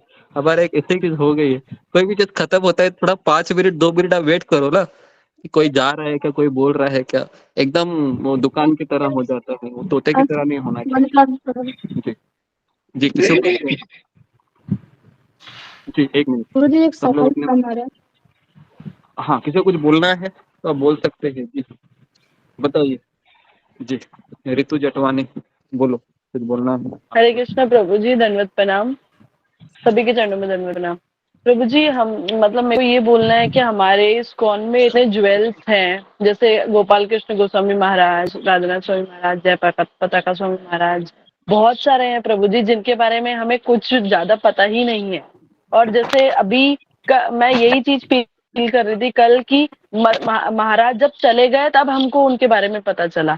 तो प्रभु जी ऐसा आप कर सकते हैं क्या कि हम मतलब महीने में एक बार या कैसे भी हम, क्योंकि हमें पता ही नहीं है हम उनके बारे में कहाँ से पढ़े, तो जैसे आपने आज महाराज के बारे में बताया वैसे प्रभु जी जय पताका स्वामी महाराज हैं या फिर और भी महाराज हैं बहुत सारे जिनके बारे में हमें पता होना चाहिए, ताकि हमारा उनके जाने के बाद हमको ये ना हो ना गिल्ट कि हमने कभी उनके बारे में सुना ही नहीं। तो प्रभु जी आप ऐसा कर सकते हैं क्या कि हम जैसे महाराज लोकनाथ स्वामी महाराज है या जय पताका स्वामी महाराज है जो भी है एट प्रेजेंट, उनके लिए हमारे दिल में रिस्पेक्ट तभी आएगी जब हम उनके बारे में सुनेंगे। तो प्रभु जी आप प्लीज ऐसा कुछ कीजिए कि हम एटलीस्ट महीने में एक बार उनकी जीवनी को पढ़े। जी जी जी जी, अच्छा सुझाव है जी। आप में से कितने लोग ऐसा चाहते हैं कि जितने भी शिल प्रभुपाद के वरिष्ठ शिष्य हैं उनके बारे में मैं आपको बताऊं कहीं से डेटा कलेक्ट करके, और फिर हम जब भी उनको देखें या उनके बारे में सुने तो वो भावनाएं हमारे भीतर भी प्रकट हो, क्योंकि सुनने से भावना प्रकट होती है, या फिर जब हम उनके बारे में पता करते हैं तो भावना प्रकट होती है ना जी। तो अगर आप चाहते हैं तो हम हर संडे के दिन हम करते हैं। संडे नहीं प्रभु जी, नहीं संडे तो संडे के दिन या फिर कोई ऐसे दिन जिस दिन उनका मुझे लगता है आविर्भाव होता है ना, क्योंकि इनका जन्मदिन भी होता है, वो दिन अच्छा रहेगा। जैसे जय पताका स्वामी महाराज का आविर्भाव दिन है, जब उनका वो जो व्यास पूजा मनाते हैं, तो उस समय फिर हम उनके बारे में बताएंगे, वो अच्छा रहेगा। वो दिन भी अच्छा रहता है और उस समय वह उनका जन्मदिन भी होता है, तो उनकी स्तुति करना भी एक अच्छा अवसर होता है। तो जितने भी शिष्य हैं प्रभु जी साल में एक बार, प्रभु जी वो तो साल में एक बार हो जाएगा ना प्रभु जी, एटलीस्ट 2 महीने में एक बार होना चाहिए प्रभु जी। देखेंगे, करते हैं ना, वो करेंगे, हम चिंता मत कीजिए। जितने भी शिष्य हैं जिन्होंने शरीर छोड़ा है, जैसे समाल कृष्ण गोस्वामी महाराज है ना, यमुना माता जी है, और भी बहुत दिग्गज लोग हैं। हमें पता नहीं इन्होंने क्या किया है प्रभुपाद जी के लिए, कैसा अपना खून बहाया है, कैसे दिन की रात किए हैं, रात का दिन किया है। तो हमारे लिए तो ये बहुत इंपॉर्टेंट चीज है। जैसा कि अभी ये रितु जटवानी ने बताया कि इनके बारे में हम सुनते रहेंगे तो हमें ये पता चलेगा कि क्या होता है समर्पण, क्या होता है ना, एक गुरु के लिए कार्य करना, है ना। तो हम कुछ लेडीज है, जैसे हमने लादिनी माता जी के बारे में भी बताया, उन्होंने भी क्या समर्पण दिखाया, अद्भुत समर्पण, है ना, पूरा शरीर ही गोली अपने ऊपर लेकर शरीर छोड़ दिया। यमुना माता जी एकदम दिग्गज लोग हैं। तो हम इनके बारे में आपको एक एक लेक्चर में बताएंगे, है ना, जब भी हम आपको अनाउंस करेंगे तब आपको बताएंगे। तो फिर आप आइएगा, सुनिएगा, और सुनने के पश्चात फिर वह प्रयास भी कीजिए, है ना, कि मैं भी ऐसे ही करूं करके अपनी जिंदगी में। ठीक है, तो और किसी कुछ कहना है इनके बारे में, गोपाल कृष्ण गोस्वामी महाराज के बारे में, जो आपने सुना है या समझा है, या फिर आप कुछ चाहते हैं? आज के लेक्चर में आपको कैसा लगा? आज का लेक्चर आपको ये गोपाल कृष्ण गोस्वामी महाराज के बारे में बहुत सारी जानकारी बहुत अच्छा लगा मैम। गुरुजी तो पहले 3 बजे वाली क्लास में बताते थे। हाँ, तो ये एक अच्छा था अवसर कि एटलीस्ट मुझे भी पता नहीं था, मुझे 8 बजे ऐसा लगा अंदर से, ऐसे एक आवाज आ गई कि चलो, नहीं तो मैं भागवत में लेने वाला था कि नहीं, गोपाल कृष्ण गोस्वामी महाराज के बारे में बताना चाहिए। फिर मैंने 8 बजे ही, हाँ बोलिए। प्रभु जी मैंने एक इंसिडेंट सुना है गोपाल कृष्ण गोस्वामी महाराज का, छोटा मतलब एग्जैक्टली एकदम नहीं पता, जितना याद है मैं शेयर करना चाहती हूँ। तो वृंदावन में महाराज थे, तो एक डोनर थे, वो बहुत अच्छा डोनेशन देते थे। तो वो एक बार टेम्पल में गए, तो उनका कुछ ऐसे हो गया, मतलब जो उम्मीद थी उससे उतना अच्छा उनको ट्रीटमेंट नहीं मिल पाया, मिसकम्युनिकेशन हो गया, जो भी हो गया। तो वो जो डोनर थे वो बहुत गुस्सा किए, तो वो महाराज आए, महाराज को भी उन्होंने बहुत उल्टा सीधा बोला। तो जो उनके शिष्य थे उनको बहुत गुस्सा आ रहा था कि अरे हमारे गुरु महाराज को ये बंदा ऐसे कैसे बोल सकता है। तो वो जो उनके शिष्य थे उन्होंने सोचा कि मैं इनको भी मतलब 2-4 थापी लगा देते हैं। तो फिर महाराज ने उनको रोका कि नहीं, आप ऐसा कुछ भी नहीं करेंगे, और महाराज ने उनसे माफी मांगी कि जो भी कुछ हुई गलती हमारी गलती है, आप हमको क्षमा करके। पर वो बहुत गुस्से में थे और गुस्से में उल्टा सीधा बोल के और वो चले गए। तो फिर महाराज नेक्स्ट उनके घर पे गए, महाराज ने उनको दंडवत किया और उनसे माफी मांगी कि हमारी वजह से आपको बहुत असुविधा हुई है, हमने आपको बहुत कष्ट पहुंचाया है, तो आप हमको माफ कर दीजिए। तो वो जो व्यक्ति थे, जो डोनर थे, वो इतना ज्यादा मतलब इस बात से प्रभावित हुए, वो एकदम रोने लगे कि अरे मैं इतना कितना बद्ध जीव हूँ, मैंने कितना बड़ा अपराध किया, आप इतने बड़े ऐसे महाराज हैं, गुरु का लेवल है आपका, और मैंने आपको ऐसे बोला, और आपकी विनम्रता देखो, फिर भी आप आके और मुझसे ही माफी मांग रहे, गलती मेरी है। उसके बाद से वो जो व्यक्ति थे वो इतना सरेंडर हो गए और एक बहुत अच्छे भक्त बन गए। उनका नाम नहीं मुझे याद है प्रभु जी, पर जी ये जी जी मैंने ग्लोरिफिकेशन में महाराज की सुनी थी ये स्टोरी। तो कितनी मतलब विनम्रता, ये कोई साधारण इंसान ऐसा कर नहीं सकता है कि जी बिना जी गलती के उनसे जाके माफी मांग रहे। जी जी जी, बराबर है। तो बराबर है, असाधारण गुण होते हैं इन्होंने। जी धन्यवाद। नेक्स्ट और थैंक किसी यू। कुछ कहना है जी सुलेखा? हरे कृष्ण गुरु जी, दंडवत प्रणाम गुरु जी। मैं तो उन्हें नहीं जानती हूँ, जो कुछ भी जाना है आपसे जाना, पर मैं क्यों रो रही हूँ मुझे नहीं पता, पर जब से सुना है तब से बहुत बहुत तकलीफ, पता नहीं क्या हो रहा है। मुझे लगता है बस मेरा मन बस रोते रहने को कर रहा है। मैं तो उन्हें जानती भी नहीं कुछ भी। सॉरी। जी ओके जी ओके, मीना कुमारी जी, और कुछ कुछ हरे कहना कृष्णा है? गुरुदेव दंडवत प्रणाम। हरे कृष्णा सही जी को दंडवत प्रणाम। बहुत ही सुंदर आज का प्रवचन रहा। मैं भी सुनना चाहती थी कल ही से उनके बारे में। मैं यूट्यूब पे उनका एक गाया हुआ भजन सुनती थी। जैसे मेरी 4 बजे माला नहीं होती थी, 4 बजे मेरी माला नहीं होती थी, मैं उस समय जो है उनका एक भजन था, जीव जागो जीव जागो। तो जैसे ही मैं वो भजन सुनती थी तो वो जिस आवाज में, ऐसे तेज आवाज में जीव जागो बोलते थे, तो एकदम हृदय से एकदम ऐसे जैसे लगता था फाड़ के अंदर जा रहा है कि अरे जीव जागो। इतना सुंदर उन्होंने वो गाया है कि मतलब उसको मतलब बार बार मैं सुनती थी, बहुत दिनों से सुनती आ रही हूँ, लेकिन मुझे पता नहीं था कि उन्होंने इतनी जिम्मेदारियां अपने ऊपर ली थी। ये आज जान के मुझे ऐसे लग रहा है कि बाप रे बाप, मतलब एक एक भक्त जो है श्रील प्रभुपाद जी के, जो एक एक शिष्य है, वो कितने भारी हैं हम लोगों के भी। मतलब हमें जानना चाहिए। बहुत सुंदर माता जी ने बताया। हरे कृष्णा धर्म गुरुदेव, कोई गलती क्षमा करें। जी जी जी जी, धन्यवाद। अंजलि साहू।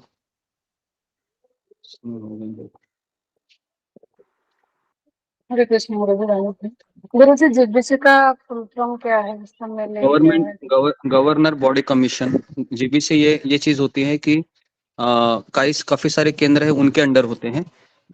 जैसे कि एक तरीके से वो मतलब उनके अध्यक्षता के नीचे ही सारी चीजें होती है। मान लो अगर कोई सन्यासी शिष्य भी आते हैं मंदिर में, तो फिर उनको जीबीसी उनको कहते हैं कि आप इस मंदिर में जा सकते हैं।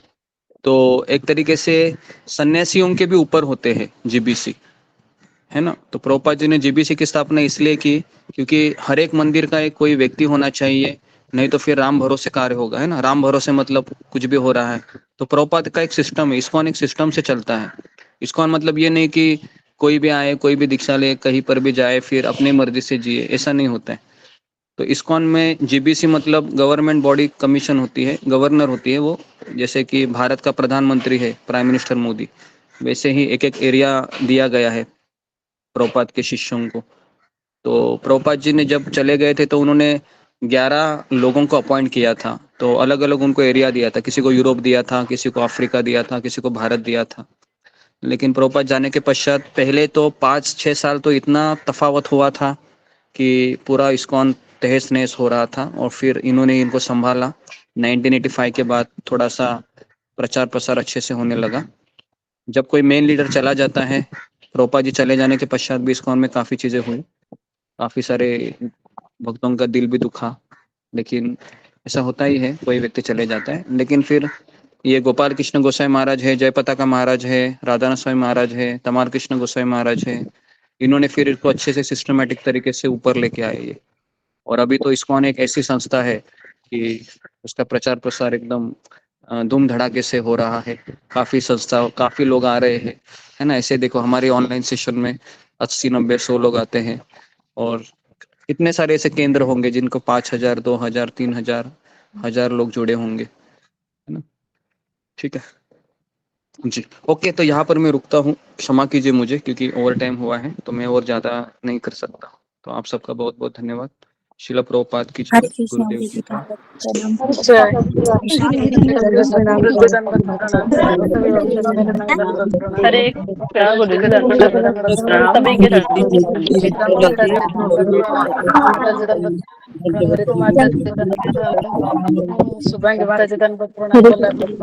धन्यवाद गुरु जी, दंडवत प्रणाम। हरे कृष्णा, सभी भक्तों के चरणों में दंडवत प्रणाम।